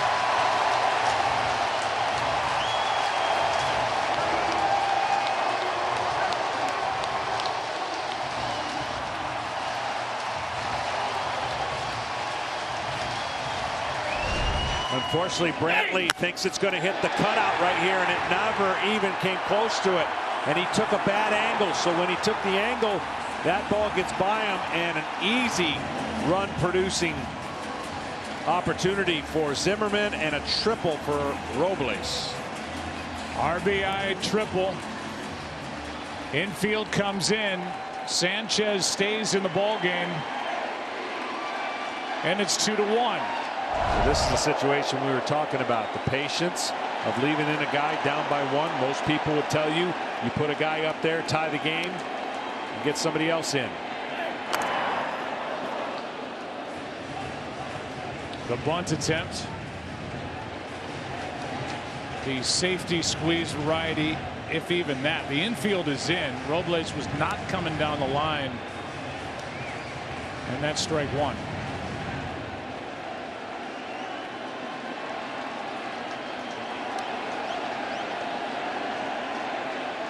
Right-hander James gets loose. Josh working game two. A one pitch. Strike two. Well, Greinke feels more comfortable out of the windup with a runner on third and less than 2 outs and a pitcher at the plate, or anybody for that matter. Typically, you wouldn't want the runner to get a good secondary opportunity with the lead out of the windup, but you want to make your best pitches too, and he feels like his best pitches will come out of the windup. Field is in, 1 out, 0-2 pitch. Now he shows bunt and bunts it foul and strikes out, screaming at himself. 2 out.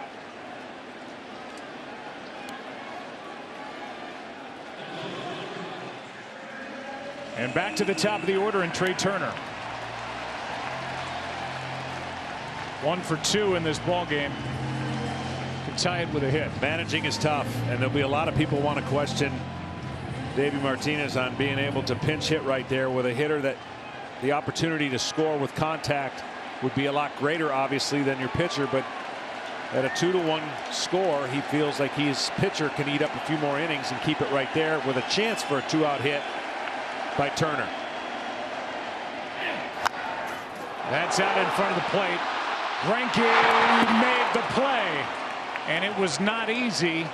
But the Nationals are on the board here in game 3. 1 run, 1 hit, 1 left. 2-1 after 4. Back after this from your local Fox station. Team Resume is sponsored by Indeed. Washington's only World Series title was in '24. Their last appearance in the World Series 86 years ago. The Senators go to Texas. Nationals inaugural season 05, and then here's Washington back in the World Series. This franchise starting in Montreal and moving here in 05. Started as an expansion team with the Expos in '69. Hard hit, ground ball off the bat of Springer, slams his bat down as Turner takes care of him. 1 away here in the 5th inning. Tom Verducci, take it away. Yeah, that last game here in 1933 World Series game was a 10-inning game. There's Joe Cronin, the player manager of the Senators at the time, just 26 years old. Joe, pay attention to that time of game there. 2:38. It was a 10-inning game. Mel Ott won it for the Giants with a home run in the top of the 10th inning. Until tonight, that was the last World Series game played here in Washington. And I love the headline of the Washington Post. Cronin eludes mob of women. Here's Altuve, takes a ball high. First of all, the TV breaks were shorter back in those days. Yeah, one more note about that. You know, the Senators obviously came back here in 1961. Bob Short bought the expansion Senators. Ted Williams was the manager, and instrumental in that team as the legal counsel, actually convinced Ted Williams to manage the team, was a man by the name of Stanley Bregman. That is the grandfather of Alex Bregman. Such a great twist to this series. And Alex told me he can only imagine what his dad, who was a huge baseball fan, a real fixture here in politics and law in the D.C. area, what his dad might be thinking to see his grandson playing in the World Series. Here's one into left by Altuve, a 1-out hit, and we'll see Altuve end up at second with a double. Go ahead, Tom, finish. Stanley Bregman passed away in 2014. You know, it's interesting. Alex set the New Mexico high school record with 19 home runs. His grandfather, he said, was there for every single one of them. There's Alex and Stanley Bregman. And he said he keeps the voicemail messages on his phone to listen to his grandfather's voice. Oh, that's great. Thanks, Tom. And obviously kidding about TV breaks back in the day. It's just a different game. And by the way, player managers were all over the place. That wasn't a rarity, and Cronin, one of the great shortstops of all time. And Hall of Famer runner at second, 1 out, as Michael Brantley fouls it away after the double by Altuve into left. What a night for Altuve. A pair of doubles, and then he was robbed of an extra base hit and an RBI his first time up on a leaping grab by Victor Robles in center. He's a hitting machine, and certainly he can get them in bunches. And for Dave Martinez, he's hoping that decision to not pinch hit only works if Sanchez can keep him scoreless and down 1. Well, Dave Martinez is not racing to get to his bullpen. Right. So we're only in the 4th inning at that moment. We're now in the 5th. We said that Scherzer was available. That was the hint that Dave Martinez told us before the game in the right situation. They're good at the very end of their bullpen, but getting there can be tricky. So why not Sanchez? No. But I'm with you. It looks bad, or it looks like the move or the non-move didn't work if Sanchez goes right out and gives up a run. Right. And the reason I said it is because today managers are asked so many questions based on the numbers and what it looks like for your chance to score. And Dave Martinez knows his team. He knows his pitcher. And it's part of the gig. When you're playing in this situation, runs can be a premium. And so can strikes, because Sanchez wants to know exactly where it was. There have been a few of those questions already. And I'd say that was a pretty good pitch. So now both pitchers have had reason to question the strike zone or why something was called a ball when it looked to be a strike. It's the crew chief Gary Cederstrom back there here for game 3. Now a 3-1 pitch to Michael Brantley, runner at second, 1 out. Grounded 2 and through the right side. They bring Altuve. There is no throw, and the Astros get that run right back. It's 3-1.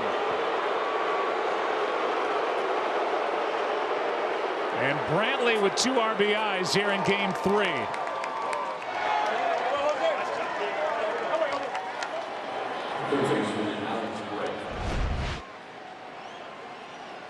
Trusts his hands, no stride, and finds the hole. Sanchez visibly upset, shouting at the umpire after the hit. Hard to put that away as a pitcher when you feel like you made your pitch. It really is. I know it's easier said than done. Just put it, make another pitch, but it's hard at this level and this importance to great hitters to make more pitches than you feel like you have to make.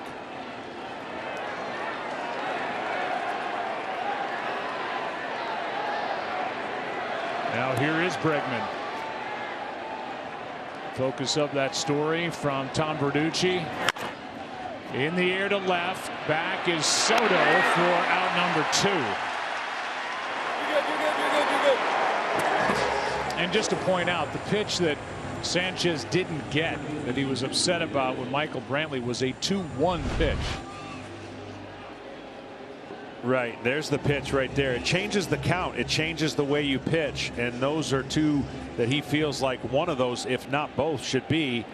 And right there is the base hit. So the 2-run lead is back. Runner at first. Brantley 2 down for Yuli Gurriel.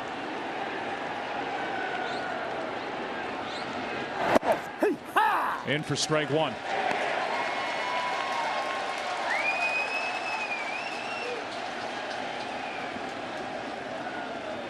Gurriel line to right, fly to center. About to face the 77th pitch of the night from Anibal Sanchez.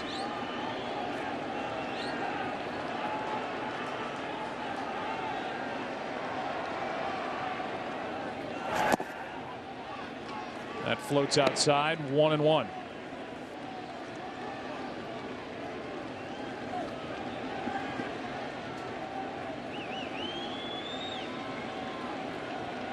A 1-0 record coming in for Sanchez this postseason over 2 starts.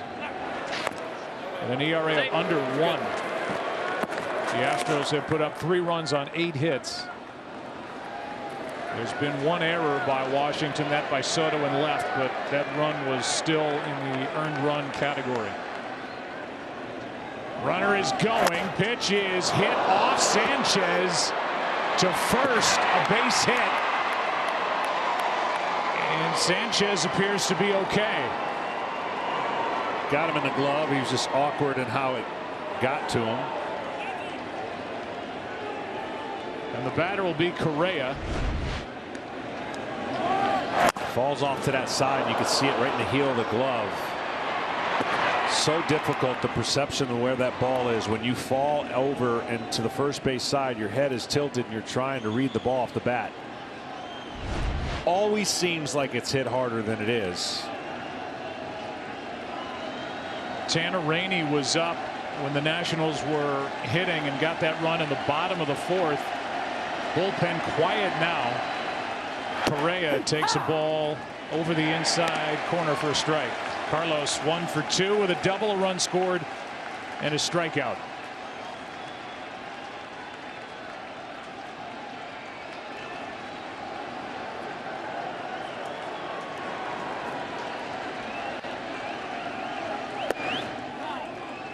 One and one.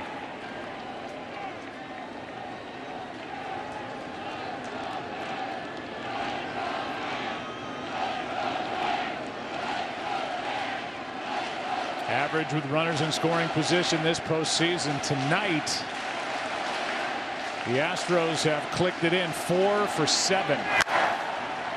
That's out of play, strike 2. And that's what I was saying about break the ice. Somebody get a big hit, feel good about a situation. When you're down 2 games to none and you're on the road, you've got to find some continuity to what you do well. And so far for the Astros, they've avoided the big inning by getting a couple outs. Greinke a couple big pitches. That previous inning, easily game could have been tied. They left with the lead. Now they put the run back on the board to get the 2-run lead.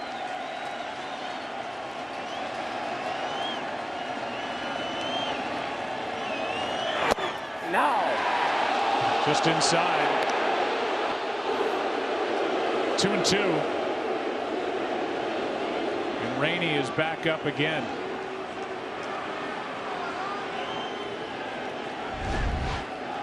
This one was inside. Cut fastball.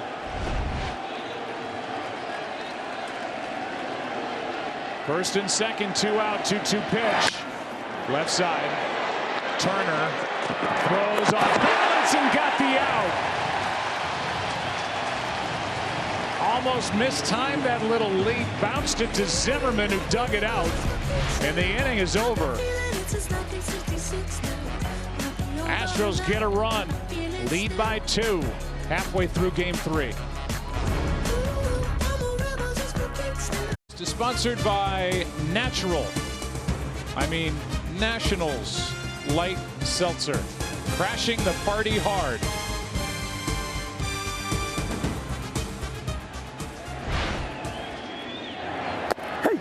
Rolling breaking ball for a strike to Adam Eaton, who doesn't agree. And it's understandable. Eaton, then Rendon, then Soto. 2, 3, and 4 hitters. Astros back up by 2. Eaton 0 for 1 with a walk.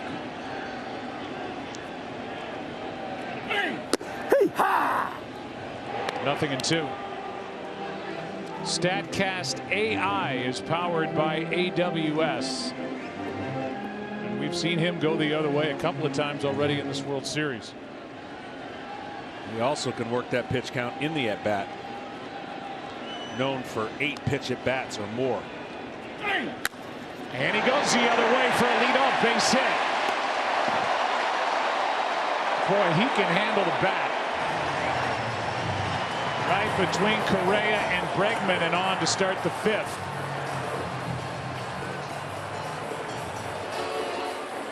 And that'll bring in Rendon.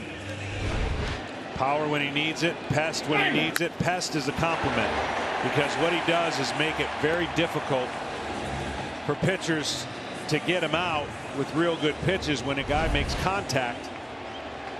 And certainly you saw that spray chart. You can't defend him one way or another because he's hitting it all over the place.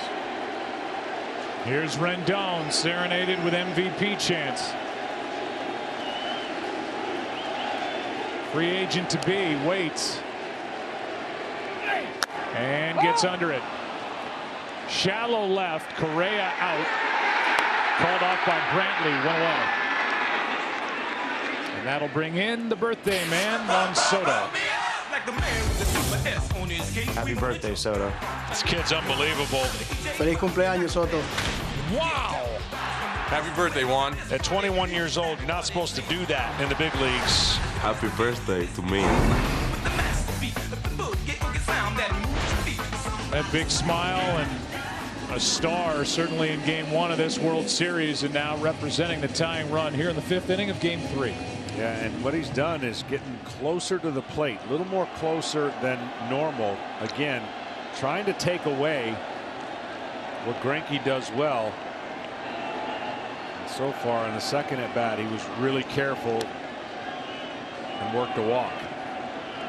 Takes his time digging his way into the batter's box. These two have been, well, one's been stepping out and one's been stepping off in their 2 previous battles in this game. That is a ball, as Chirinos came up and gave a look down at Eden at first.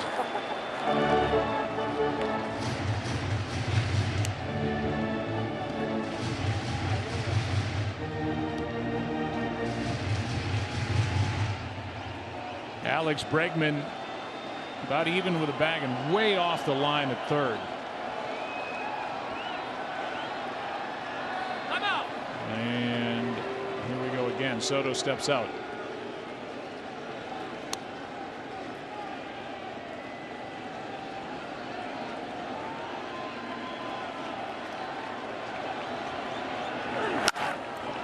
That's foul. And it looks like, and it will get out of play. This kid is well documented now in the whole world to know how good he is. He stays on the changeup. He stays on the curveball. He hits the sinker. You basically are limited in how to get him out. You can't just pitch him one way. You got to get the quadrants differently. Get him out with 2 strikes, possibly inside off the plate. Wow, what a rip. And that's the scouting report that A.J. Hinch and this pitching staff was given. You cannot just get him out in one spot. He wanted that one and fouled it away. By getting on the plate, that outside pitch looks better to him.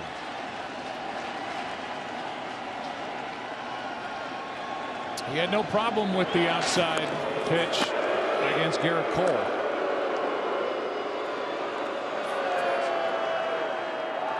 Check on the runner Eaton, who's back to the bag with 1 down.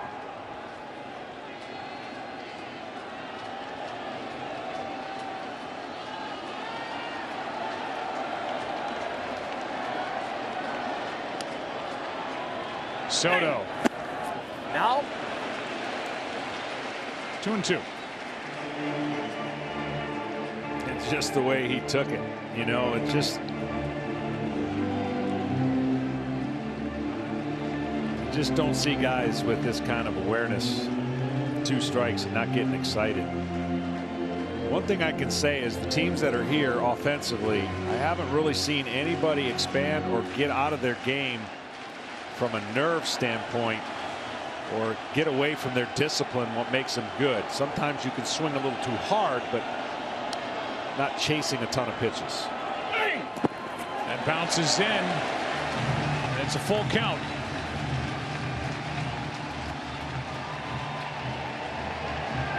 Regular season, guys don't treat every game like this, and you can understand why. It's a long season, 162 games. You're not facing elite pitching every night, or you're not facing the kind of pitching we've seen in this postseason.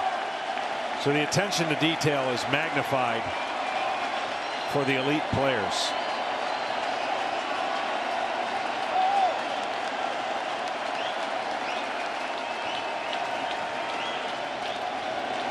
Soto strikes out.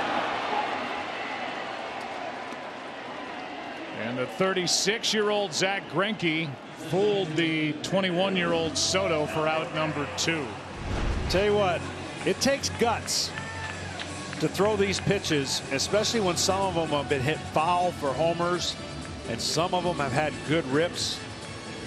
He throws an absolute gem.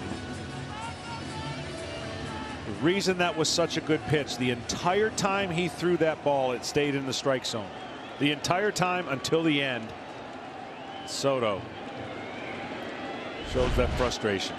Leadoff hit by Eaton. He's now at first with 2 out for Asdrubal Cabrera, who had a big at bat in the 3rd inning with the bases loaded, 2 out and struck out.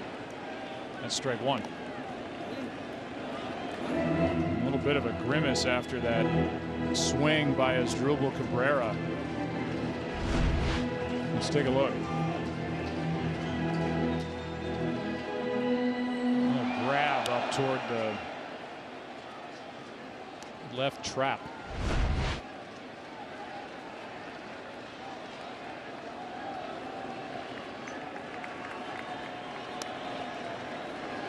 A 1 pitch. Ball. 1 ball, 1 strike.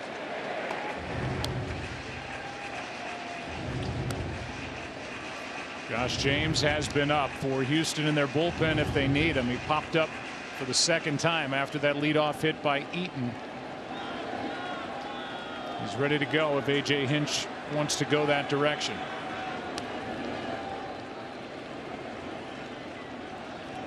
Right now the 1-1 pitch. Ball. Outside, ball 2.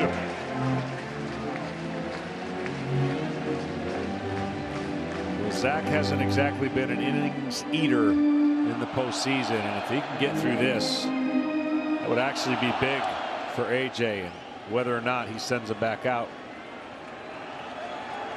will be determined, but he'd love to have the discussion or the decision by getting the 3rd out here. 31 pitch 3rd inning. Nationals didn't score that frame. Now he's run the count 3-1 on Cabrera. So when you're watching at home, here's what you're looking at as a hitter at the plate.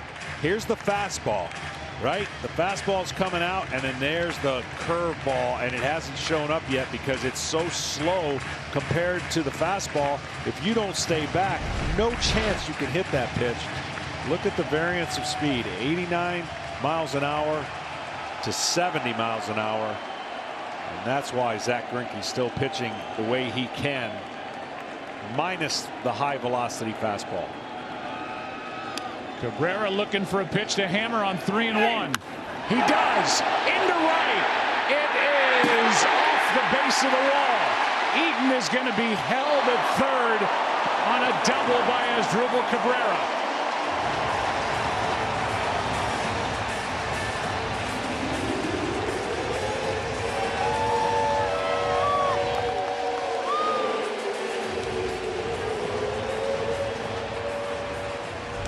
Reddick makes a great play here. This ball was hit so hard. Watch it bounce off the wall.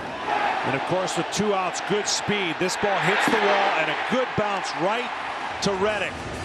He throws the ball right in for a good relay, and there's no way, even with 2 outs, could they score that. And another game where Greinke's not able to get through the 5th.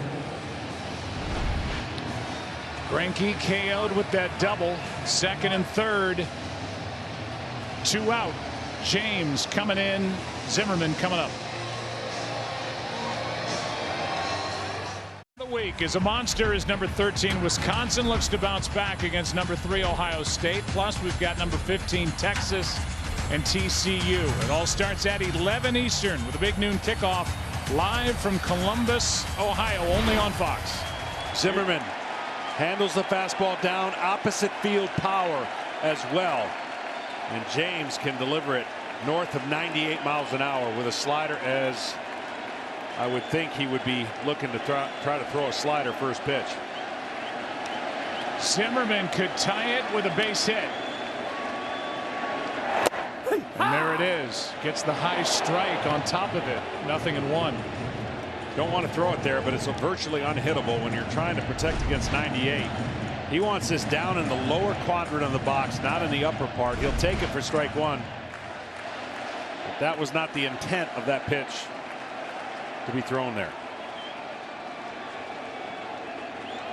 James steps off. Greinke went 4 2/3. 1 run, responsible for the runners at second and third. 7 hits, 3 walks, 6 strikeouts, 95 pitches. There's the 0-1. Zimmerman takes a strike on a tailing 97-mile-an-hour fastball. 0-2.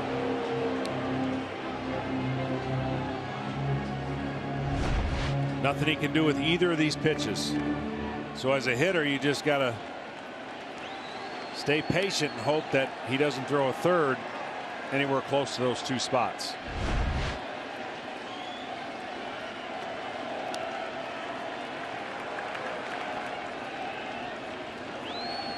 The 0-2 spins him out of there.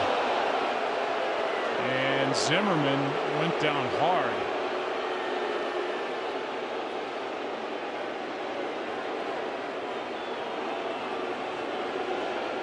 And they're going to come check on him.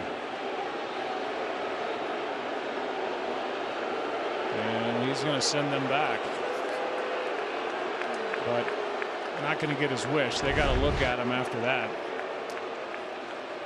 Well, you're going to see what 98 unfortunately gets up there. You never want to see it near a guy's head, but that is a tough read for a pitcher who's trying to protect with 2 strikes.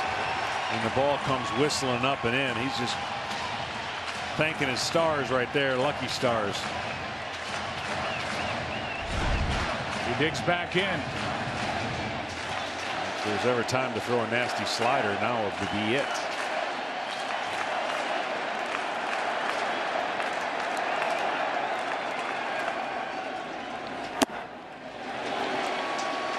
Instead, 97 rides up and in, 2-2.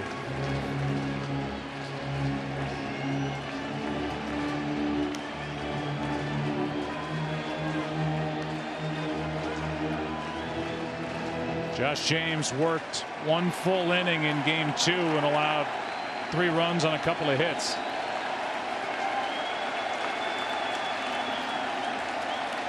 Trying to keep Houston on top. Zimmerman just got a piece.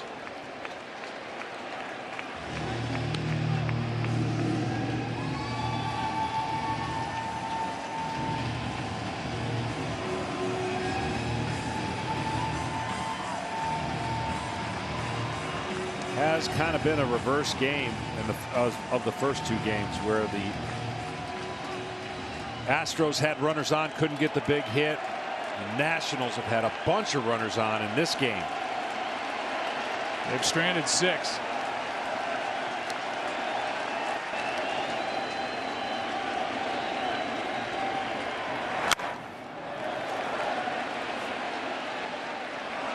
"15 years he's been with the Washington Nationals, their first pick in 05. It's said over and over again, but he is their top guy in franchise history in hits, homers, RBIs, 2-time All-Star, Gold Glove Award winner, and now out to talk is Chirinos to Josh James. Correa comes in, and now for good measure Brent Strom will come out of the dugout.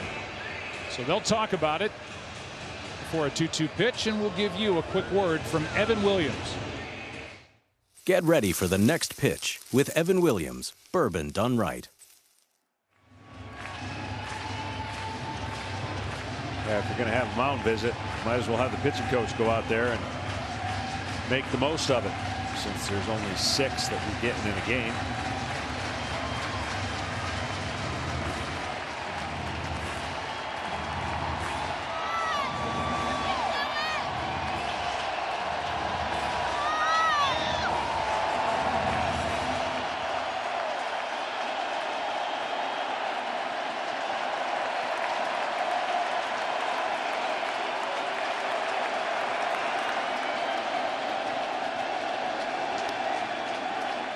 Zimmerman. Nope. Takes ball 3. First base open. Suzuki next.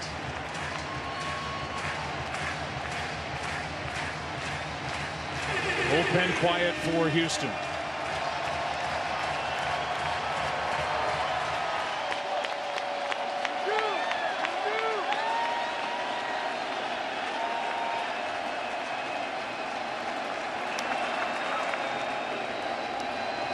Three-two.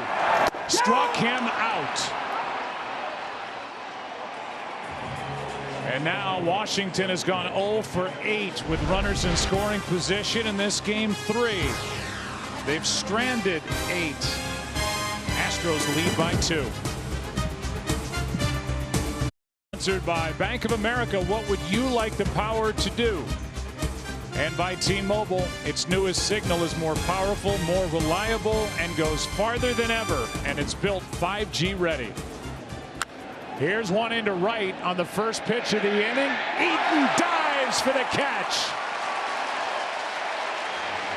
Reddick hits it hard into right, and Adam Eaton chased it down and made a dive and gets the out. That's how the 6th begins. This ball's hooking away from Eaton, and he gets there just in plenty of time. He gets it right at the end of his glove. And Sanchez appreciates the effort. Now Chirinos. If you got Chirinos up in the pitcher's spot, that would be James, and the right-hander Peacock getting ready for Houston in their pen. That's hammered down the line. If it's fair, it's gone. It is. Chirinos has gone deep, and he's added to the lead. Biggest lead of the night. It's now 4-1 as he bangs the foul pole in left.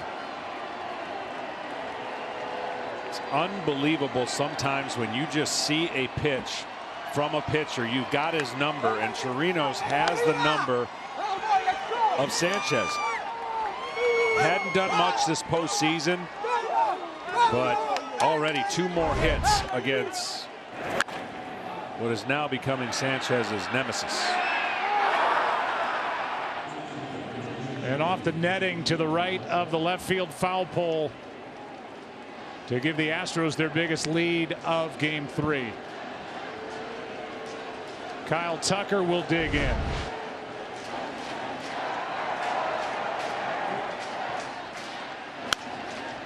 Looking to launch, and he chops one foul right side. Strike 1. Tucker so far 1 for 2 in this World Series.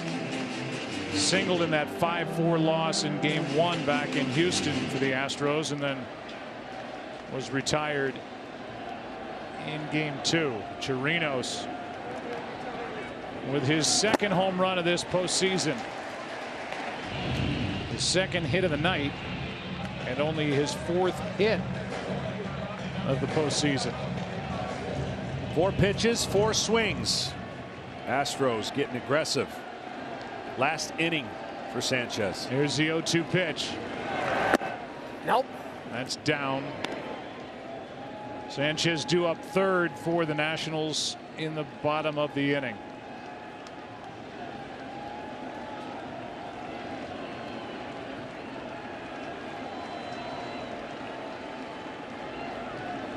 Reddick lined out. Chirinos homered, and now Tucker stays up there 1-2.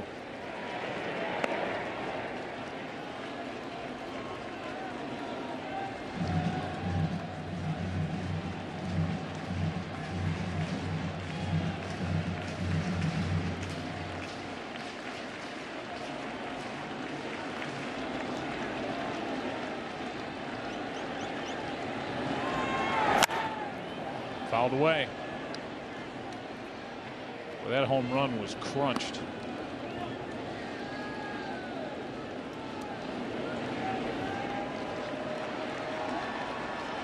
A.J. Hinch has had to go to his bullpen. He called on Josh James to get the final out a moment ago in the bottom of the 5th, and he struck out Zimmerman. Now a ball misses down and away. 2-2 on Tucker.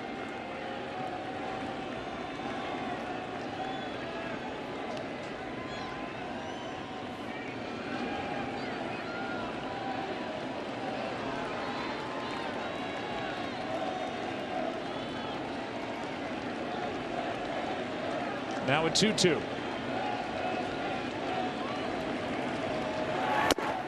Nope. Full count. Tucker hunts fastballs. You saw his big, long swing. He tries to keep the barrel of the bat in the zone as much as possible, but he's definitely hunting fastballs. Cannot give in 3-2 and throw him a fastball here, I don't believe. 4 big league home runs this year at the end of the year after a monster year with power at AAA, and he draws a walk. And we'll see if that's it for Sanchez. Here's the homer. Yeah, the only question at that point was whether it was going to stay fair or not. It had the distance. And now after the first walk of the night, that's going to be it for Anibal Sanchez. He's been so good this postseason, really all year long, and part of the emotional leadership group for this team, but he is KO'd here in the 6th inning. 4-1, Astros on top in Game 3.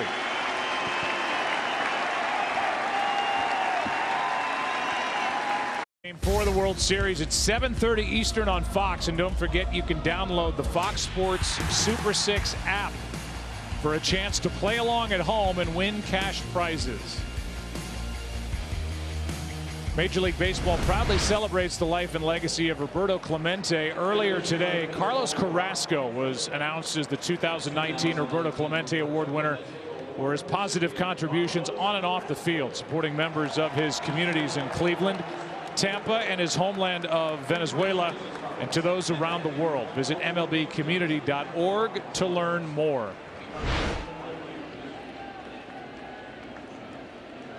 Carlos Carrasco has spent his entire 10-year career with the Cleveland Indians. Diagnosed with leukemia this year after starting the year in the rotation, and fought his way through that and came back in September to pitch 11 games in relief. What a great story.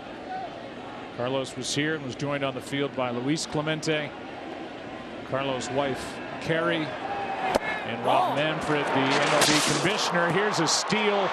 Ball gets away, and now bouncing up and going to third is Tucker. And with 1 out, that's big. It'll be a stolen base, then a throwing error on Suzuki, and a runner's at third with only 1 out here in the 6th inning, and the Astros already up 3. And that's what the Astros are going to have to do to get back in this series. They've got to put pressure every chance they can on the team that's got them down 2 games. Ball. The Nationals have had a hard time holding runners and throwing runners out. Here's one foul off the end of the bat by Springer. And the count 1 ball, 1 strike. Hey, what Zimmerman did a nice job there. That was a lot of English on that ball. He was taking no chances to see if that ball had a chance to spin back fair. We've seen it a couple times. Heads up play. As Fernando Rodney checks into the ball game, 42 years old, and I'm sure he's tired of hearing that number. The oldest player in Major League Baseball.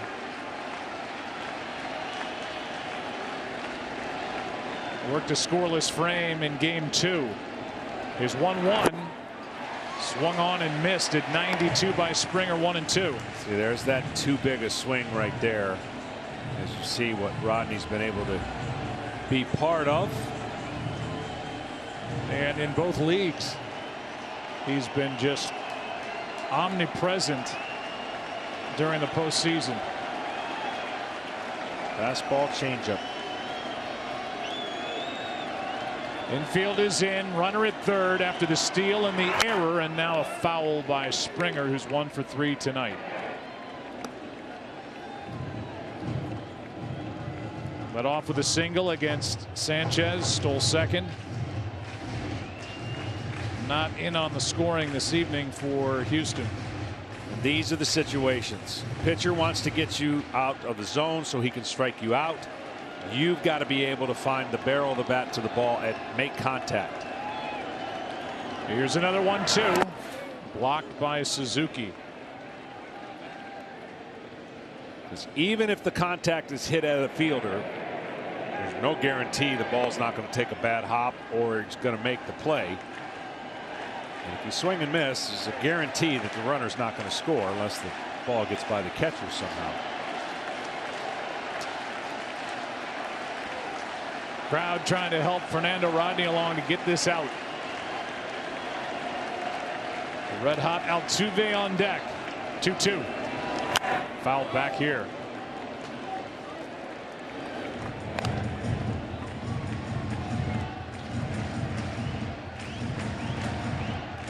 There's Altuve.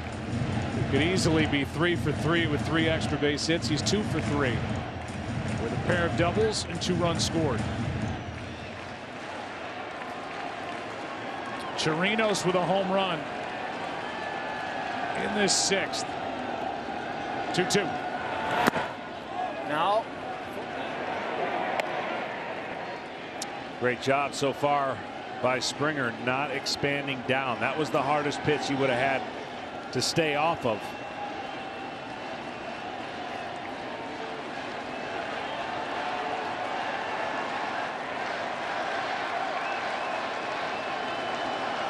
Full count pitch.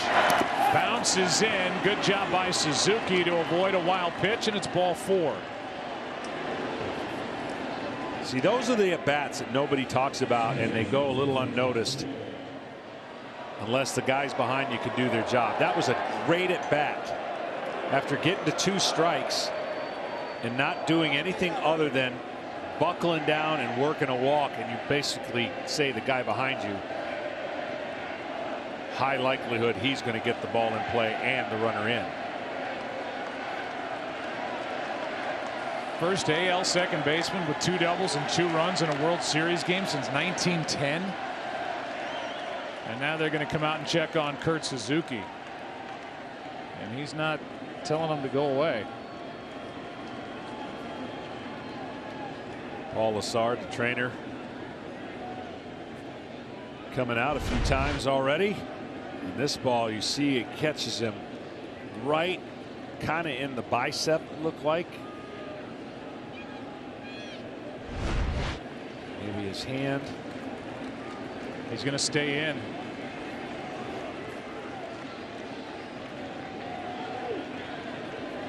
And here's the guy Houston wants. About to dig in.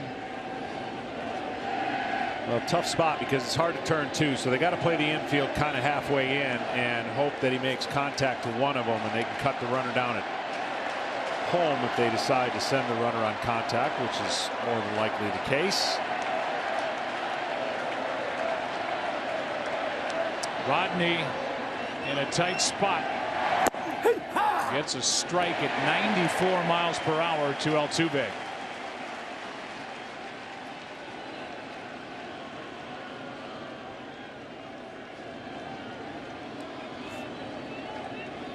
Drove in 74 runs during the regular season. His time with a bad hamstring, and was still not right with his surgically repaired right knee early. Here's a foul with Springer taking off for second. It's 0-2.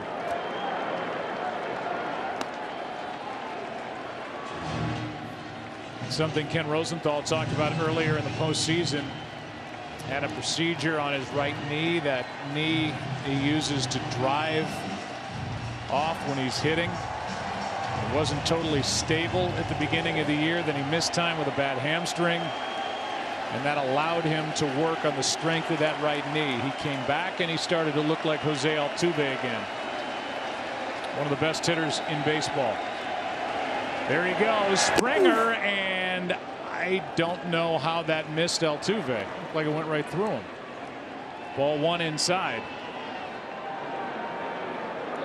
And it's a steal for George Springer, his second of the night. There's the changeup. He just goes off his hands. And might have clipped his jersey. He don't want to say nothing. He wants to hit. Yep. He wants to hit. What if Davey Martinez challenged it? To intentionally put him on, in essence. He wants to hit. 1-2 pitch, and he chops to third. Rendon comes home. Tucker caught in the rundown, and now tagged out. but does a good enough job to get the runners back to second and third. In the end, 2 out.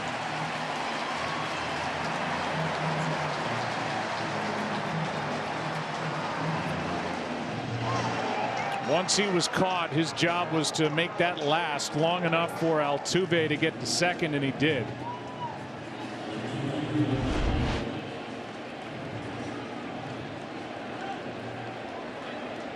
Little surprise with second and third right there. The ball is right in front of Tucker. Now it ended up still being second and third, but now they'll walk Brantley and pitch to Bregman. You don't think he likes this, do you? Well, he holds those 4 fingers out all the time, like, yeah, you should have walked me. Well, they walk Brantley to get to the cleanup man, Alex Bregman. And if you know Alex Bregman at all, this will be taken as motivation, even more so in this at bat, as an insult to get him to the plate. He has struggled. It has not been a good postseason. And he pops it up foul right side. Strike one. Ken Rosenthal. Joe, the Astros were kind of goading on Bregman there, yelling, no respect, no respect. He won't want to hear that. They were trying to get his mind to lock in, obviously, when they're making those comments. But mechanically, he hasn't locked in, and that's been part of the reason why he's struggled. Had an MVP type regular season. Takes a low. He said after game 1, I've been terrible this postseason. The numbers aren't good with runners on, with runners in scoring position. But he did pop 41 home runs. He has 2 this postseason, including 1 in game 2. 1 for 13 with runners in scoring position is Bregman. What a chance here. A 1-1. Chopped to Turner, and they flip for the out. Bregman grounds into the force out, and the strategy works. Rodney, a good job to avoid further damage. Some delivered by Chirinos. A home run in the inning, and it's 4-1 Houston into the bottom of the 6th. Gerardo Parra started the year with the Giants, came to the Nationals, was in a slump, not feeling good at the plate, changed his walk-up song to that for his 2-year-old baby girl. And those in attendance took right to it. He takes a ball outside as Parra leads off and hits for Suzuki. And it has started a craze here with the Nationals fans. That's outside. Ball 2, 2-0. Brad Peacock takes over for Josh James, who relieved in the 5th. Greinke went the first 4 2/3. 3rd game of the postseason for Peacock. 2-0 to Parra.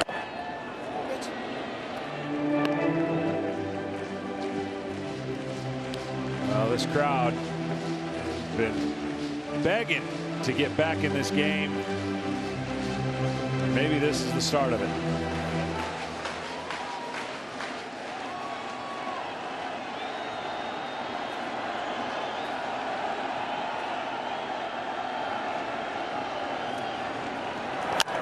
That's fouled away. Not only has it become a thing in this park and a rally cry in essence for the Nationals, but the final day off before the World Series began, Gerardo Parra visited Children's Hospital here in the DC area and handed out Baby Shark toys and took pictures with kids.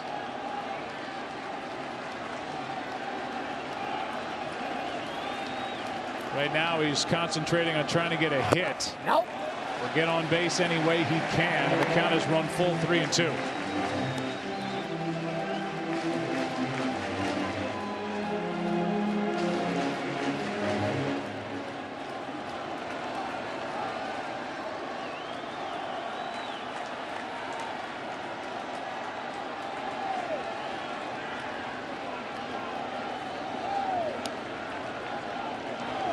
Time call. Parra, as I said, hitting for Suzuki. Remember, in the top of the inning, they checked on him after he blocked a ball in the dirt. So whether this is just a strategic move or something happened with Suzuki, we'll try to find out.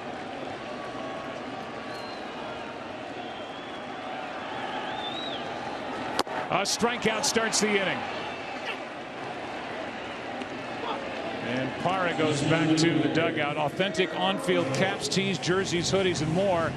Get all your Astros and Nationals World Series gear and celebrate with your team at the official source, MLBshop.com. The batter will be Robles. 1 for 2 tonight. RBI triple his last time up. That triple with 1 out. And Sanchez coming up to the plate. In for a strike from Peacock. And again, that'll be some of the questions that every manager has to answer to why or what was your thinking. That'll be the question. Tying run at third, although be it in the fourth. No. Yeah, you wonder if the run doesn't score on that triple. Remember, that ball got hung up in the corner, and it's still a 2-run game. You're right. If Dave Martinez goes to a pinch hitter against Greinke there, instead he let Anibal Sanchez hit. He struck out, and then Trey Turner grounded out. So the runner was stranded at third, and the lead remained for the Astros. Have added to it since, with a run in the 5th, a run in the 6th, and lead by 3. Yeah, you're absolutely right. That decision was swayed or made a little easier with a run in and 1 out and a man on third. Second and third, I would probably almost guarantee you would have pinch hit in that situation. Here's a 1-1. That's on the corner. Strike 2. Which will again lead to people questioning if that's the time you were going to pinch hit with a leverage situation to score. They'll ask him why he didn't do it for third. Sanchez wasn't able to put up a 0 in the 5th. And we're now at 4-1. With 1 out, nobody on, a 1-2 pitch is fouled away.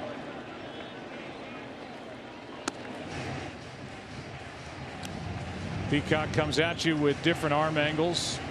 In fact, A.J. Hinch described him as semi-sidearm. He's on the list as a possible starter in what figures to be a bullpen type game tomorrow for A.J. Hinch and the Astros. He said he's leaning toward Urquidy getting the start against Patrick Corbin. 1-2 pitch. Skips in there 2-2. Well, he has that lower 3/4 action, and the ball kind of gets on the hitter quickly, and he got good sweeping action to that breaking ball you just saw. Sneaky quick with the way that he delivers the baseball.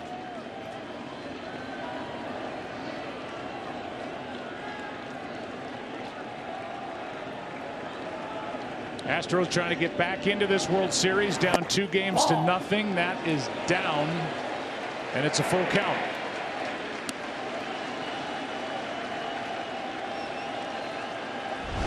Great movement to this 2-seam fastball over the heart of the plate, but was called down. It was full on Parra. He struck out.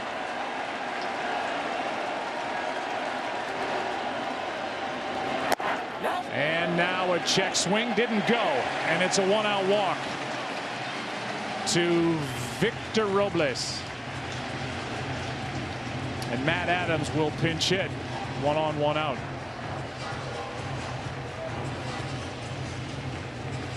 And we will welcome you inside the broadcast booth. Joe Buck with the Hall of Famer John Smoltz. And better tonight for the Astros with runners in scoring position. That's why they're in this spot, up by 3. Absolutely. Of course, they were favored coming in, and I think that the attention to detail, every at bat, every pitch, they know they had to win this game, and they still have to win this game if they're going to guarantee an opportunity to get back in this series and win this series. Offensively, they've been much better, and they were able to avoid really the kind of tough innings by Greinke making some pitches when the Nationals had a bunch of opportunities to either tie the game or break it open.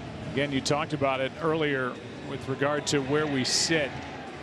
You've got Urquidy and Corbin, the likely starters tomorrow. The Astros are thinking just Let's get Garrett Cole back out there and try and reset what didn't go well back in Houston through games 1 and 2. Matt Adams digs in, pinch hitting for Rodney.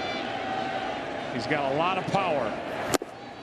Well, of course, there's more teams that have had success down 3-1 in winning a series than teams that are down 3-0. That tells you all you need to know about the importance of this game. Only the Boston Red Sox were able to pull off that incredible feat. And not many teams in any sports have had much luck trying to get that done.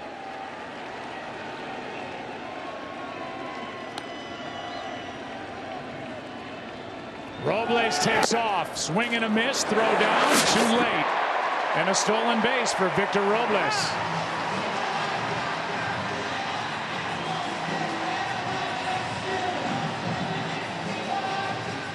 First of the night for the Nationals. The Astros have stolen 4 bases, and he got a great jump.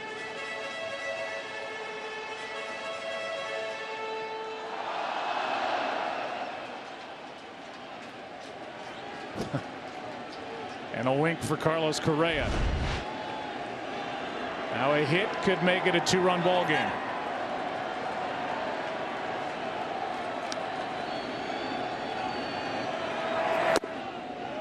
Oh, 2 pitches inside.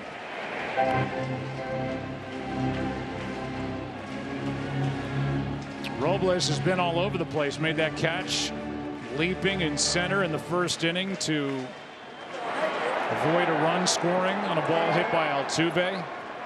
He has an RBI triple. And now a walk and a steal. Here's the 1-2 to Matt Adams. Bounces in, and Chirinos keeps Robles at second.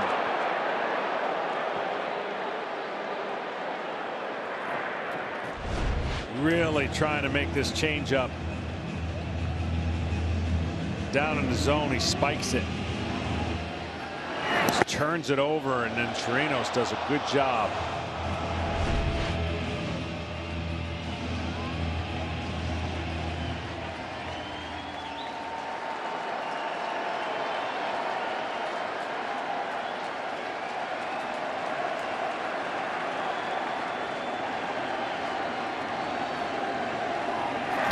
Adams fouls it back. 1 for 3 this postseason is Matt. 20 home runs during the regular season, drove home 56. And that's a bad number down at the bottom for Washington. 0 for 8. And runners in scoring position. Astros better tonight than they've been during the first 2 rounds. Adams struggles with slower breaking balls. 2-2. 94 fouled off the hands.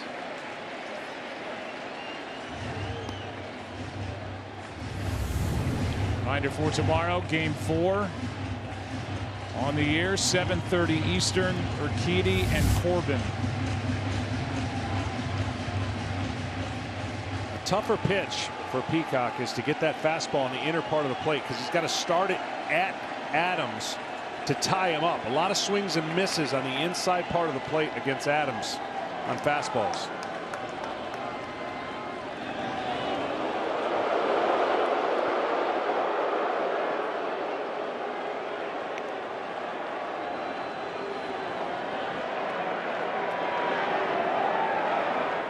Robles takes his lead. Adams trying to chase him home.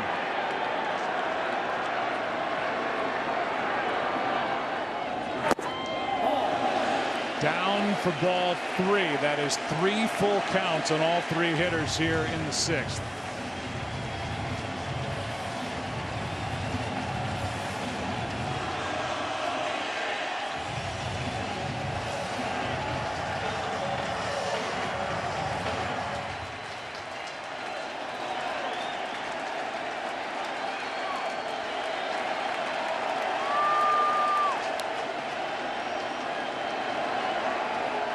Here it is, and ball 4.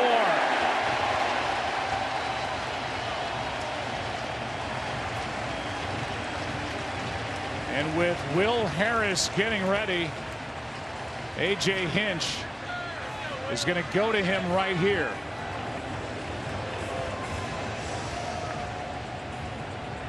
A strikeout, back-to-back walks. Action here in the 6th inning for Washington. Presented by YouTube TV on Fox. Our Budweiser game summary. This 6th inning, because of the circumstances, being treated like the 8th by the Astros. See what the top of the order is done in this 4-1 game. Robles is standing at second at the moment, and the difference in the game is what they've done with runners in scoring position to this point. A chance here for Trey Turner against the right-hander Will Harris. Ball 1. If the Astros go on to win this game, they will have earned it. There has not been a clean inning yet. You see Will Harris has done a nice job this postseason, but it has been traffic, and a lot of stress pitches for the Astros pitchers. That's a strike. You think back to the top of this 6th inning when the Astros had runners at the corners and Altuve walking in. They'd already scored a run. It was 4-1. Eventually bases loaded for their cleanup hitter Bregman with 2 out. No further damage. Nationals are in the ball game, and Trey Turner is in the hole, 1-2. See, Harris can exploit the outside part of the plate because he throws that cutter, that hard cutter, and that's the area where Turner kind of has a little bit of a weak spot, is away on the zone, and then he throws that big curveball off of it.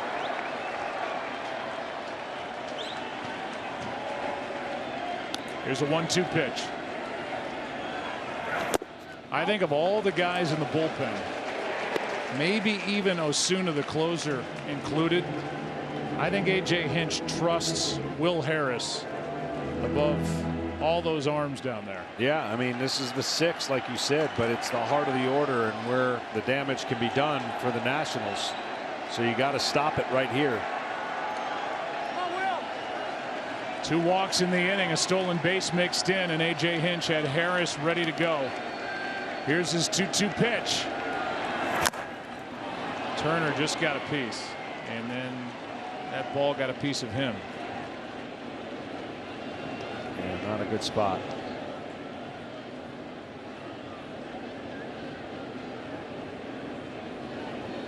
So they'll check on him.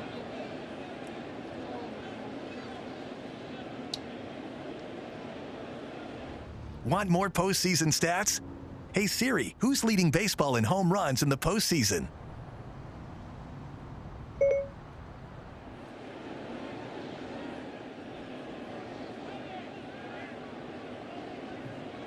As you said, he got hit in a vulnerable area, and that's why Trey Turner is down, getting looked at with a count 2-2.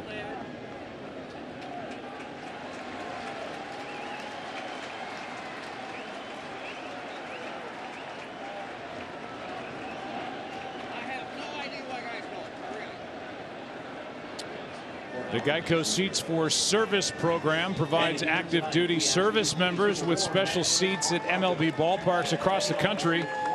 Major League Baseball and Geico continue to partner and provide a fun and unique ballpark experience for service members and their families. Tonight, we welcome Chief Corey Flannery and his family to the 2019 World Series presented by YouTube TV. And we thank him for his dedication and service.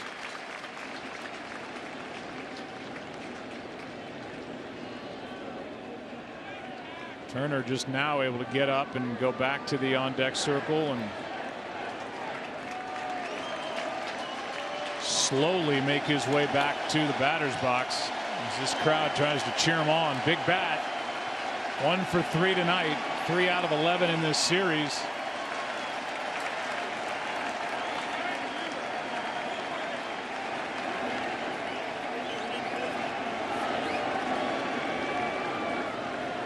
Still in obvious discomfort.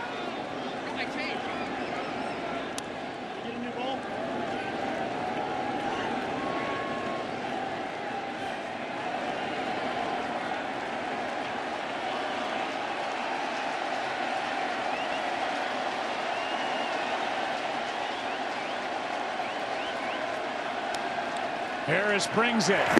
And a strikeout. That's out number 2. There's that big breaking ball. It starts up in the zone, ends below the zone. It's so tight to spin this breaking ball and create the arc that he does. See where his fingers are on the seam, and then he really pronates and throws that ball with tremendous break. Vertical break down. So the inning is up to Adam Eaton.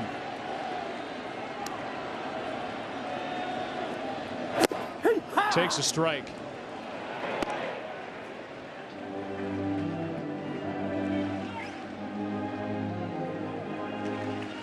Eaton has swung the bat well. He's walked tonight, singled through the left side, grounded out to first.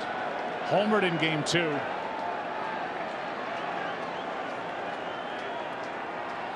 Five for 10 in this World Series. And hitting in that number 2 spot in front of Anthony Rendon,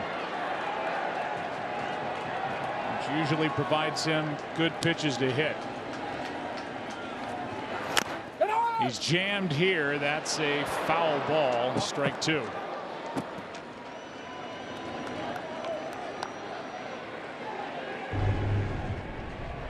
So the main setup man for the Astros has to come in here in the 6th because of back-to-back walks by Peacock.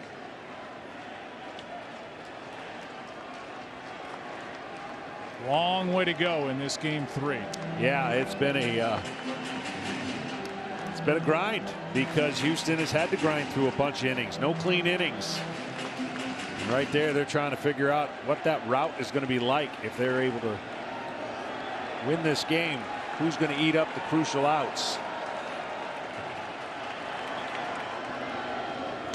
Harris brings it on 0-2, and he didn't go. And the Astros dugout can't believe it.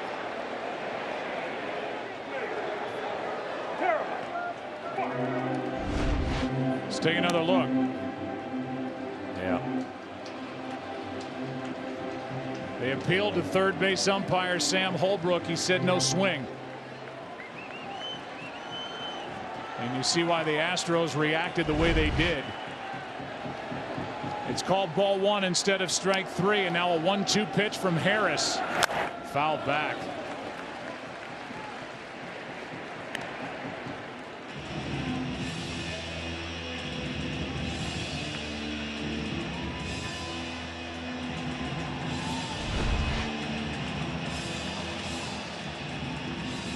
Here's a 4D replay sponsored by T-Mobile.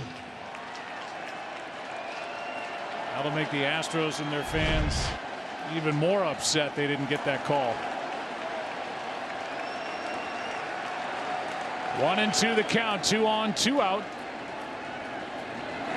And a ground ball to first. Gurriel to the bag, and a great piece of work by Will Harris in the 6th inning.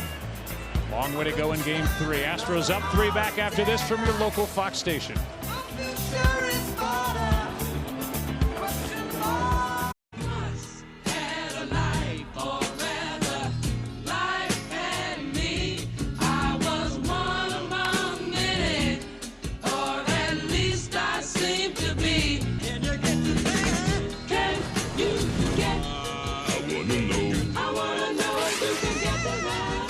History is not kind to a team that falls behind 3-0 in the World Series. It's happened 24 times, and all 24 times that team that's been down 3-0 has lost 21 times by sweep. Hence the importance on this game and why the 6th inning was treated like the 8th. It's 4-1 Houston, down 2-0 as they lead game 3, and Joe Ross takes over his regular season numbers, and Yan Gomes is now behind the plate after Suzuki was lifted for the pinch hitter. That's foul off the bat of Gurriel. Underway in the 7th inning. Ross, the 3rd pitcher of the night for the Nationals. Sanchez 5 1/3. Rodney a good job to get out of any further damage in the 6th. And here's Ross. Shattered bat. Underhand for out number one. Short arm fastball got inside on a guy who's been really good inside. Broke his bat. Not many people have been able to do that to Gurriel.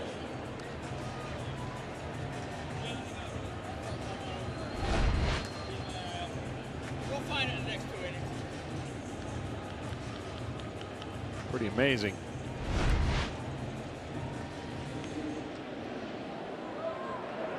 So Gurriel retired, now 1 for 4 on the night. Here's Carlos Correa. 1 for 3. Nope. Ross steals low. Correa doubled and scored back in the second. Grounded out with a couple of men on to end the top of the fifth. This one is skied into shallow left. Turner out. 2 out. Postseason is anything but predictable, and this year more than 600,000 fans across the country predicted how October would unfold in the MLB postseason bracket. It's presented by MGM Resorts with $250,000 on the line. Less than 2,000 brackets remain perfect. And with 2 out, here's Reddick.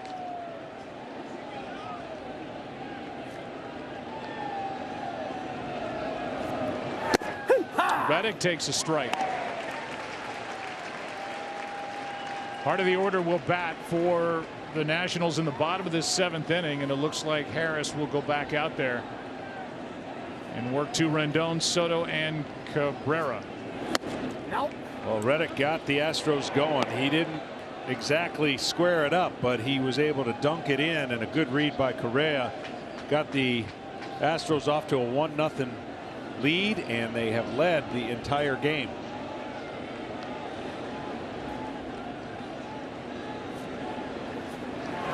Ross, who started the season in the bullpen, then went into the rotation. Had good numbers as a starter. But now everything has been reshuffled here for the postseason, and he gets a chance to come out of the pen.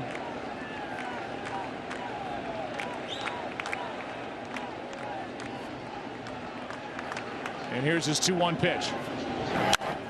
2-2.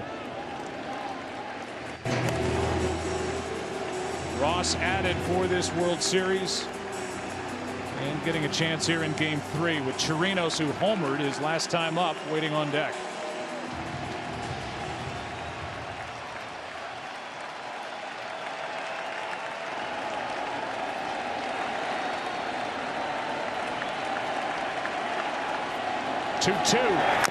Just got a piece. Ross can spin it. Talked about that short arm fastball with some movement, but his slider is pretty good as well. And talked with David Martinez and just asked, you know, who would be the guy in case there was a shorter outing by Sanchez. He said, I trust Ross. And so Ross is in the game to get some outs and keep it to where the offense can kind of rally back.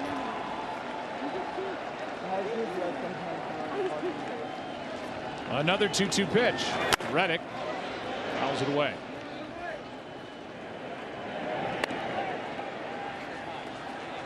Josh tonight an RBI single. He's popped up, lined out.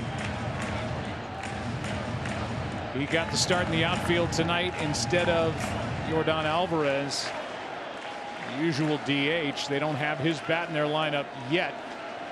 Available off the bench, but they wanted Reddick's defense. That's low, full count. More than likely they'll have his bat in the lineup if this goes 5 games. But for A.J. Hinch and contact-oriented lineup against a contact pitcher in Zach Greinke, he needed the defense to be a priority. And Reddick drove home the first run of the night for Houston. And now hits one in the air to left. Easy for Soto, and it's time to stretch. A 1-2-3 inning for Joe Ross. And that is the second 1-2-3 inning of the entire night.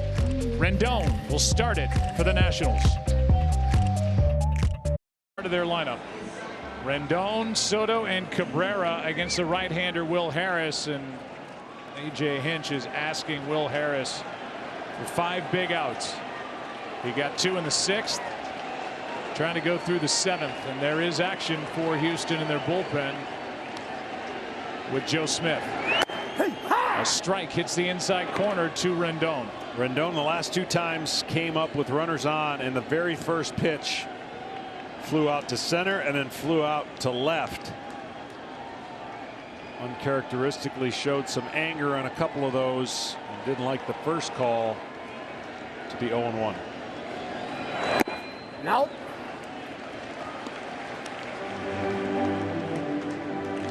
One ball, one strike. There's Smith.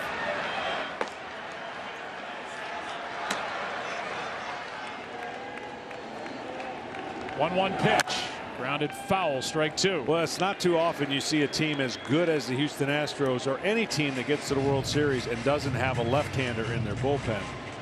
But A.J. Hinch says he's got the right-handers. He likes to face the left-handers if need be. I think you got to go all the way back to the early 1900s. That's right. Before a team was able to come into this spot without a left-handed pitcher. That's upstairs. Yeah, pitcher on the roster, active roster, a left-hander. Last time that's happened in a World Series was 1903. The first World Series. And here we are, 2019, and there's a foul tip to keep Rendon at the plate, 2-2.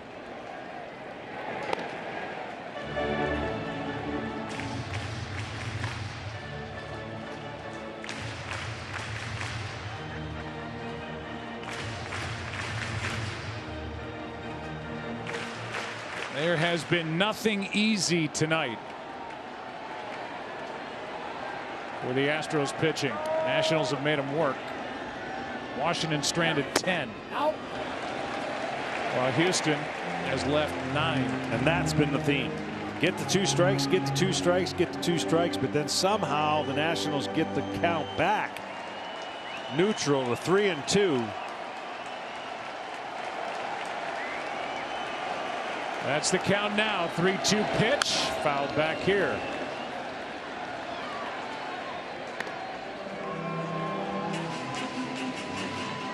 Talking about the layoff in that 6-day break the Nationals had coming into this World Series. And manager Davey Martinez saying Rendon finally got his legs back under him. Been a long year.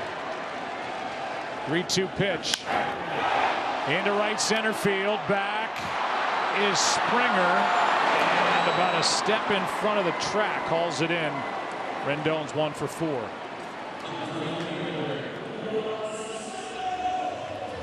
Talked about it earlier, John. That's the area in this ballpark where the ball will carry. In the hot summer months, this ballpark can play small. But with the temperature where it is now, and obviously below, it was 62 at the start of the night. This is a fair ballpark, but that's the area where the ball will jump. Yes. Facing some pretty good pitching as the postseason numbers of home run rates and the likes go down this time of year. Soto, big swing and miss.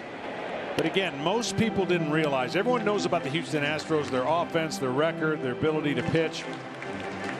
But the Nats were just as stingy when it came to striking out. 4th hardest team to strike out.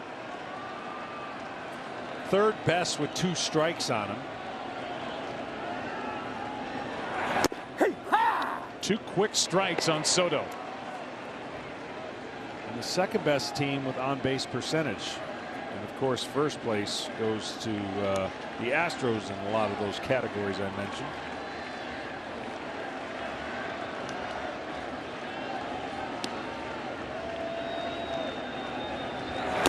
Yeah. How about that at bat? And that work by Will Harris just went right through Soto, who's 0 for 3 with a walk on his birthday and 2 out here in the 7th. It's the first pitcher who's been able to beat him up and in. Great combination of pitches There's that cutting fastball. You can see the ball kind of coming in towards the left-hander. And a kid who doesn't expand the zone too many times up out of the zone was unable to stop his bat. Now as Drupal Cabrera, 2 more hits for the second baseman. His double in the 5th inning chased the starter Greinke. Had runners at second and third, and then Josh James got a big out as he came in and struck out Zimmerman.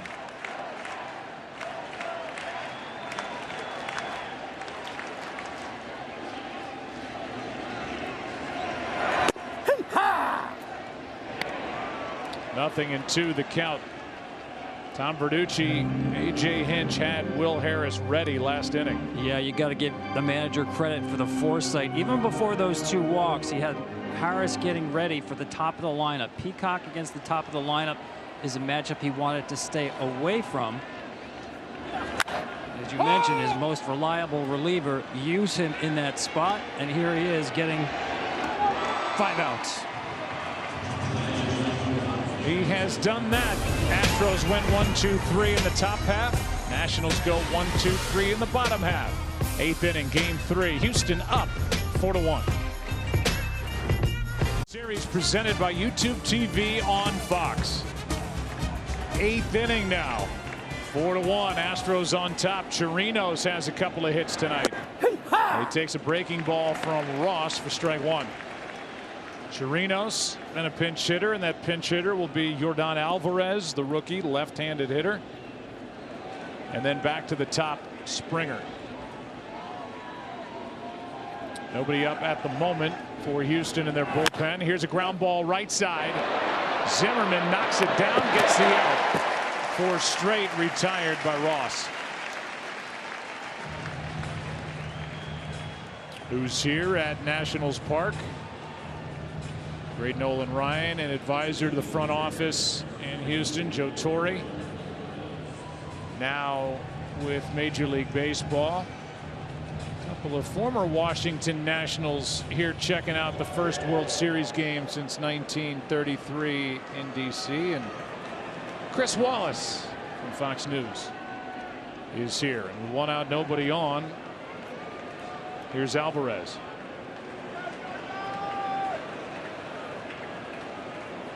Still waiting to get him totally on track with a loud sound. This guy can make a ballpark look small. A little grunt there as he almost walked right into it. Ball 1. Got some hits in this World Series. Really struggled in the ALCS against the Yankees, and of course no DH here in the National League. Looks like 1 game.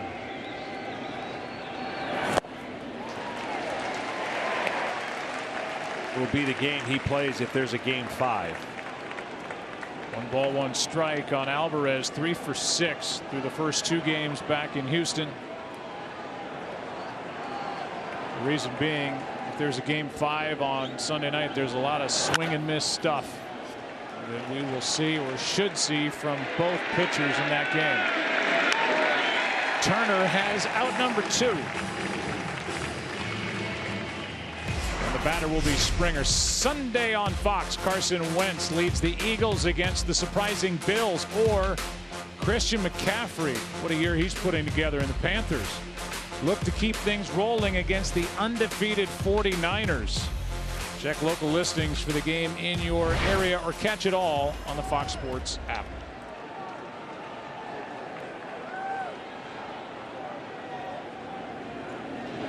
That's up the middle, off the foot of Ross to Rendon for a hit for Springer. Wow, that's smoked him.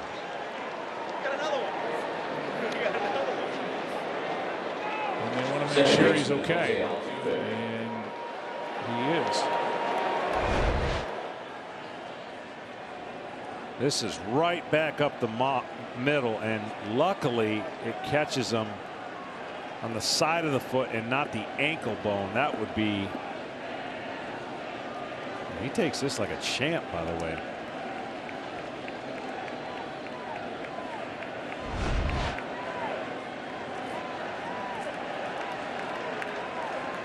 How would you have taken that on the mound? At times, it could have looked like I was a fish out of water flopping around on the ground, maybe. Looking for attention. Not Ross. See if Springer wants to run. That's another one right back through him for the out. Ross is just shaking his head like, wow, what'd I do?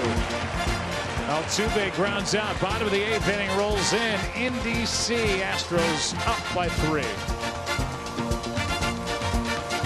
Photos and graphics during the World Series, and for every hot stove update during the offseason, follow MLB on Twitter, Facebook, Instagram, and YouTube. Bottom of the 8th inning rolls in. Ryan Zimmerman first up. Ball. And Joe Smith to the mound. He misses outside. Submarine style right-handed reliever trying to get some big outs here in the 8th inning of Game 3.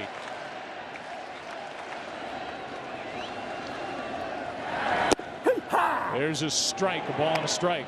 Has that late slider break on a pitcher. Looks like he throws it uphill to a right-handed hitter. He started in. It's just almost impossible to pull the trigger because you think it's going to be inside. That's in at the knees. Strike 2. You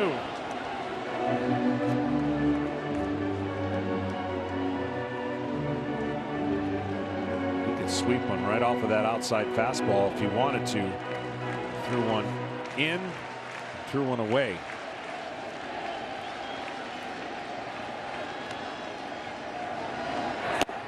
How about that bit of work by Joe Smith? That pitch looked like it backed up a little bit, and a swing and a miss struck him out. Out is Ryan Zimmerman, 1 out in the 8th. Not every pitch is a great pitch where it ends up. This ball did back up. It was supposed to sweep away, but it tied him up inside. He got away with it, got the strikeout.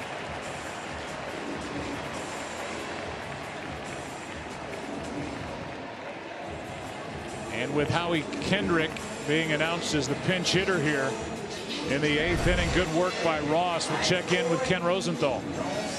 Joe, great work tonight by the Astros bullpen thus far, but one reliever conspicuous in his absence, Ryan Presley. He, of course, had that rough inning in Game 2 and has clearly moved down in the pecking order. And with a bullpen game looming tomorrow, it's a matter of trust. And if Presley doesn't have A.J. Hinch's trust, it compromises the Astros that much more. Yeah, and whoever wants to weigh in on this, I mean, we talk about it every year. Doesn't matter the team, the manager, or the bullpen. You find out who these managers trust when these games are on the line, and it is usually a very short list. Yeah, of course he's had the knee issue and he had a little scare with the scar tissue, but he'll be in there tomorrow. I mean, they need him tomorrow because they're going to need a lot of pieces to be successful tomorrow. Here's a 2-0 pitch. That's a strike. 2-1 on Kendrick. But from the high leverage situation, maybe just give him a little breather to get back in the fray. You got to understand that game could have been covered up with a play that was made, didn't get made. He had a couple soft contacts. The inning opened up and the game was over.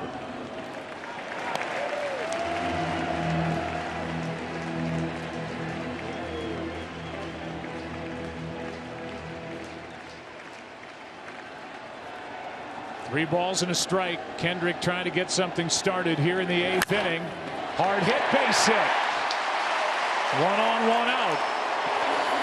Kendrick is aboard. The guy with the best average across baseball over the past 3 years. The NLCS MVP shoots one into right center. Just good hitting and something he's done really the whole second half for the Nationals. Stays right inside the ball, almost up the middle.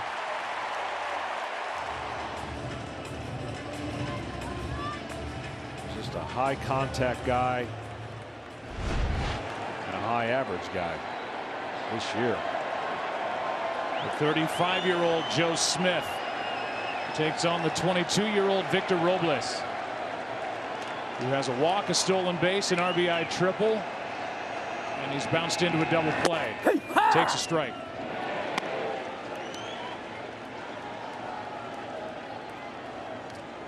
Smith tore his Achilles last year and to work his way back from that. Cost him the beginning part of the season. Here he is in the World Series, Game 3, and a check on the runner Kendrick, who has a small lead. It's a tough injury for anybody to come back in any sport. It just seems like it's been a rash of those. I mean, Betances just tore his, Britton tore his. Just don't hear of that very often in baseball. And that guy going back to the bag, Howie Kendrick, tore his last year. Joe Smith came up with the Mets in 2007. Then Cleveland for a few years. Then to the Angels, Cubs, Toronto, Cleveland again, Houston. That's a strike in the count, 0-2. It's just so hard to pick up when it's that tight and it stays in that lane, lower part of the zone with late break.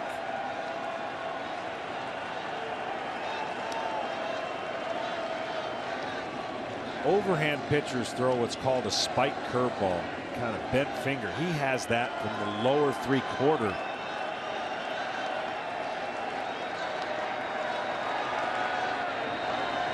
Oh-2 pitch. Now. Wouldn't chase it. Smith put that right where he wanted to. Robles able to lay off. Said it the other night. 782 appearances for Joe Smith. The most among active hurlers without getting to the World Series until right now. He got him looking. Strikeout number 2. And the batter will be Yan Gomes. So he's got a ball that breaks away from him, does Robles, and then here's one that kind of comes back, tails up right over the middle of the plate. Got 2 different directions, and Robles is trying to figure out the angle and what the pitch is doing, and just got locked up. It's just interesting because you hear about a 4-seam fastball. Here's Gomes. They come over the top and they're using those seams, and it has that jump. That's like a 4-seam pitch where the seams are going sideways. Yeah. All 4 seams. And that hits the outside corner. Strike 1. First at bat for Yan Gomes. First World Series appearance here in 2019 for Washington. 4 out of 13 this postseason.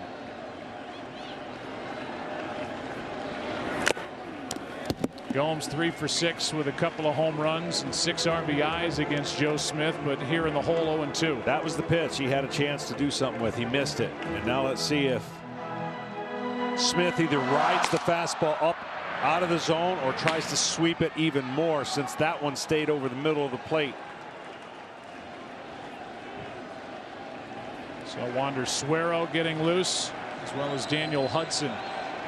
2 right-handers. Here's the 0-2. Little pop-up right side. Gurriel gives it a look, and it's out of play.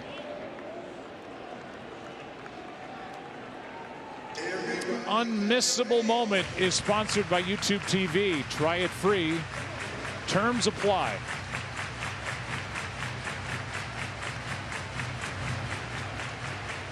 Pat Morita getting everybody fired up here on the scoreboard. Count 0-2. Clapping, not waxing on or waxing off. No. Just outside. That's ball, 2 strikes. That's the one he wanted earlier. He threw 2 in the strike zone. That one he got to sweep, and amazingly Gomes was able to lay off of it. Yan took over for Suzuki in the 7th, batting in the 8th. Left side, Bregman has to go to first, gets his man. 3 big outs picked up by Joe Smith, the veteran right-hander. Sends game 3 into the 9th with Houston on top, 4-1. Into the 9th inning, 4-1. Houston on top. Alex Bregman proving that all teams use iPads across MLB, analyzing scouting reports, stats aiding their in-game decisions. He's checking out the work of Wander Suero. Ball. He misses outside with ball 1. Brantley, a nice night. Been on base 3 times, 2 RBI singles, and an intentional walk. They're the regular season numbers for Suero. ERA over 4.5. Late swing and a miss, a ball and a strike. Well, he's got good stuff. He throws the cutter primarily with a changeup and a curveball. It's a matter of whether he can command it. Sometimes loses the strike zone, but his stuff, he's got a lot of swing and miss in it. Fouled back, strike 2. Suero was initially signed as an amateur free agent. About 8 years later, made his debut last year in May. Trying to harness that good stuff.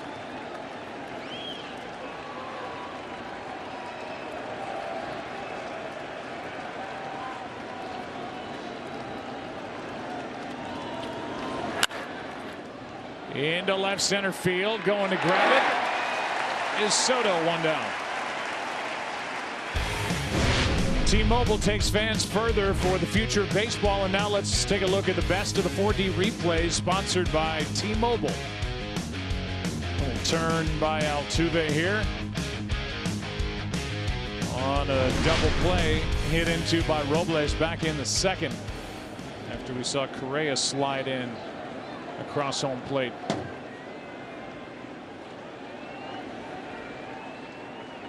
Top of the order for the Nationals in the bottom of this 9th inning. And the closer, Roberto Osuna, is going to come in.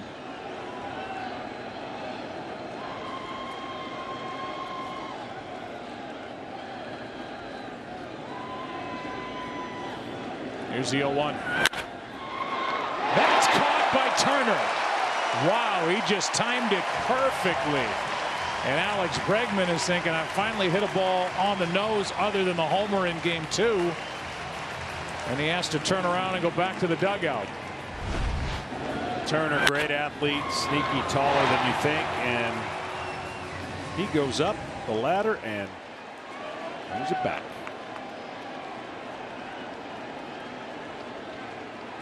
That's getting up there. Yeah, I'll say.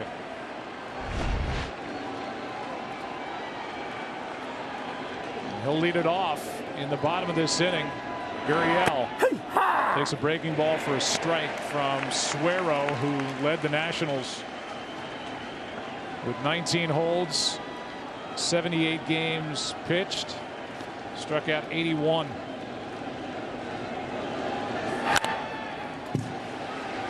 He got plenty of work, and he gets a foul ball off the bat of Gurriel to set him up at 0-2.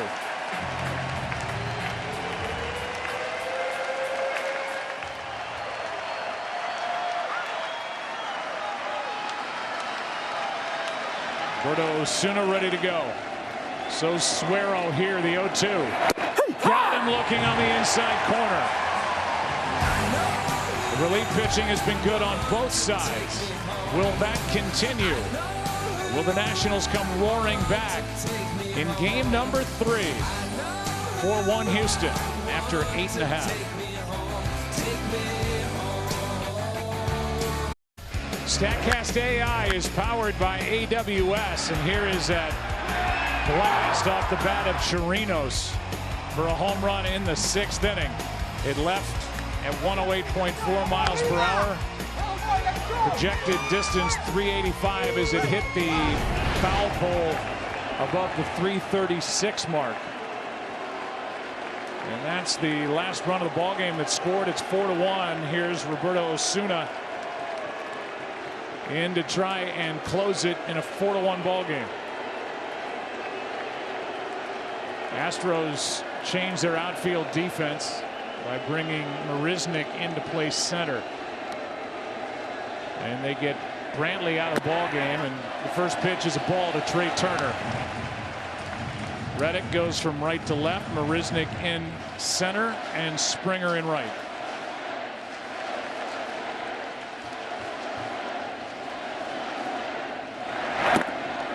Two and 0.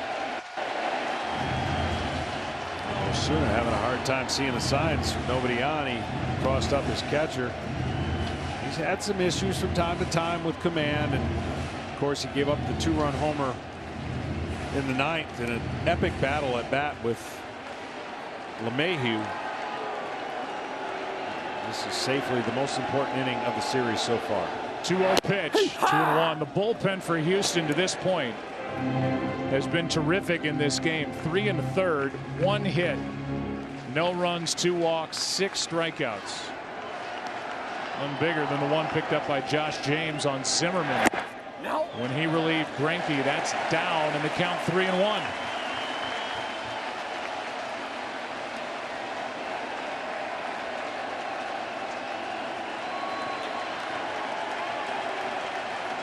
The next.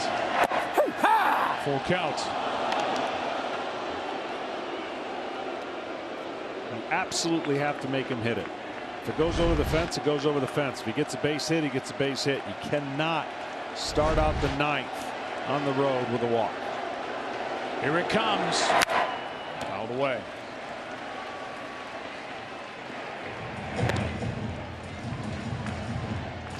Will Harris got 5 big outs in this game. Came on in the 6th inning after back-to-back walks, struck out Turner, got Eaton on a ground out, had a 1-2-3 7th. 3-2 pitch is skied in the air to right center. Back is Marisnik. 1 away.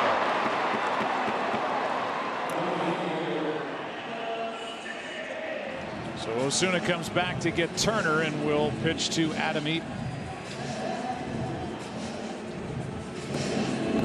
That's so huge in the 9th. Because now if anybody gets on, you always feel like you're 1 pitch away from a double play ending it. You just don't want to create any anxiety for yourself. You don't even care if you give up 2 solo home runs. The object is to just get the 3rd out before the 3rd run scores. Don't put anybody on base with walks. Ball. First pitch is up to Adam Eaton. He's been on base twice tonight.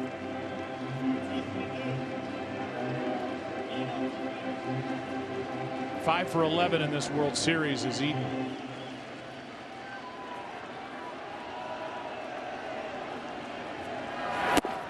Two and 0.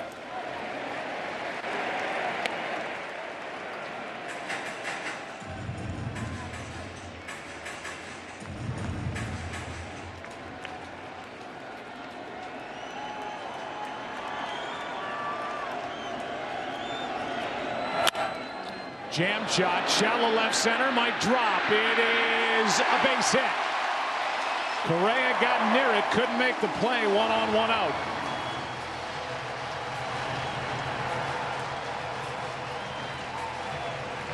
And some life here in the 9th inning for the Nationals with Rendon and Soto coming up. Almost an incredible play by Correa, and he did a good job just corralling it, making sure he stayed at first.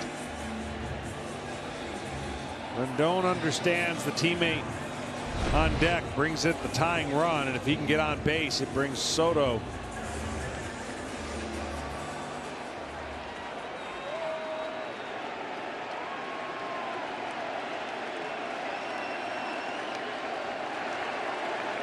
The first from Osuna popped up. He goes after the first pitch again, and in foul ground. That was not easy as Chirinos hauls it in, 2 out. That's the 3rd time in the game with somebody on base. Rendon has offered at the first pitch, and he becomes the 2nd out here in the 9th. Yeah, and every time it's been this case a pop-up, but a fly-out in general.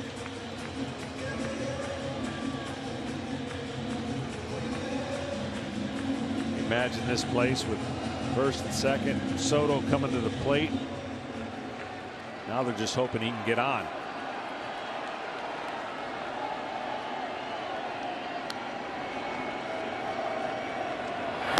Nope. 1 ball, no strikes.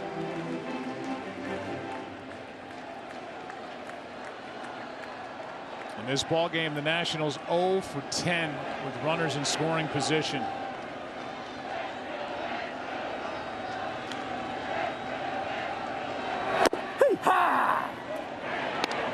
They've left 11 runners stranded. The Nationals have. They've had their chances. The Astros, whether it was Greinke, the starter, or the guys out of the bullpen, have made big pitches to get out of trouble.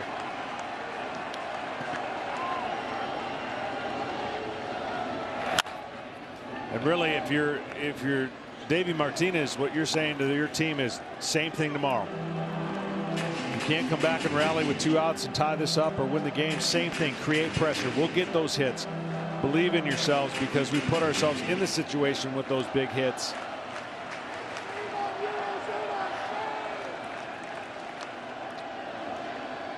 We talked to A.J. Hinch. He said 90% it would be Jose Urquidy tomorrow against Patrick Corbin. The matchup in Game 4. Nope. They count 2-2.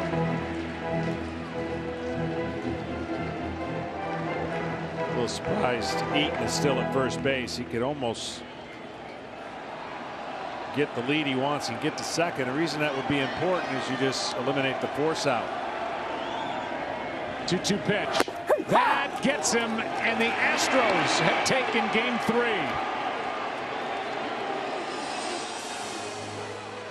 3. 4-1 is the final, and Houston back in this World Series. And the 8-game winning streak this postseason for the Nationals is snapped. And it still holds that no team has ever won 9 straight in any single postseason. In a 4-hour, 3-minute game, Houston wins it 4-1. Yeah, a team with a lot of confidence. The Astros coming into this series were, I don't want to say they lost their confidence. They were just kind of punched in the gut by a team that went and won the first 2 games. Now Houston comes in on the road and is able to establish themselves a victory and feel a little bit better about their chances to return to Houston. That's the goal. They want to return to Houston with another team coming with them. Still a lot of this series to be played, and obviously tomorrow they're going to need a lot of relievers to combat another starter that Davey Martinez will able to throw at him. But what the Astros have done is make sure there will be a Game 5, and they will get Garrett Cole back on the mound. 4-1 is the final tonight, and the win goes to Josh James. He faced 1 with 2 on and 2 out in the 5th inning, up by a couple, and struck out Zimmerman to end the threat in the 5th. Big outs picked up by Will Harris, Joe Smith, and Roberto Osuna gets his 2nd save of the postseason. Nationals still lead this series 2-1.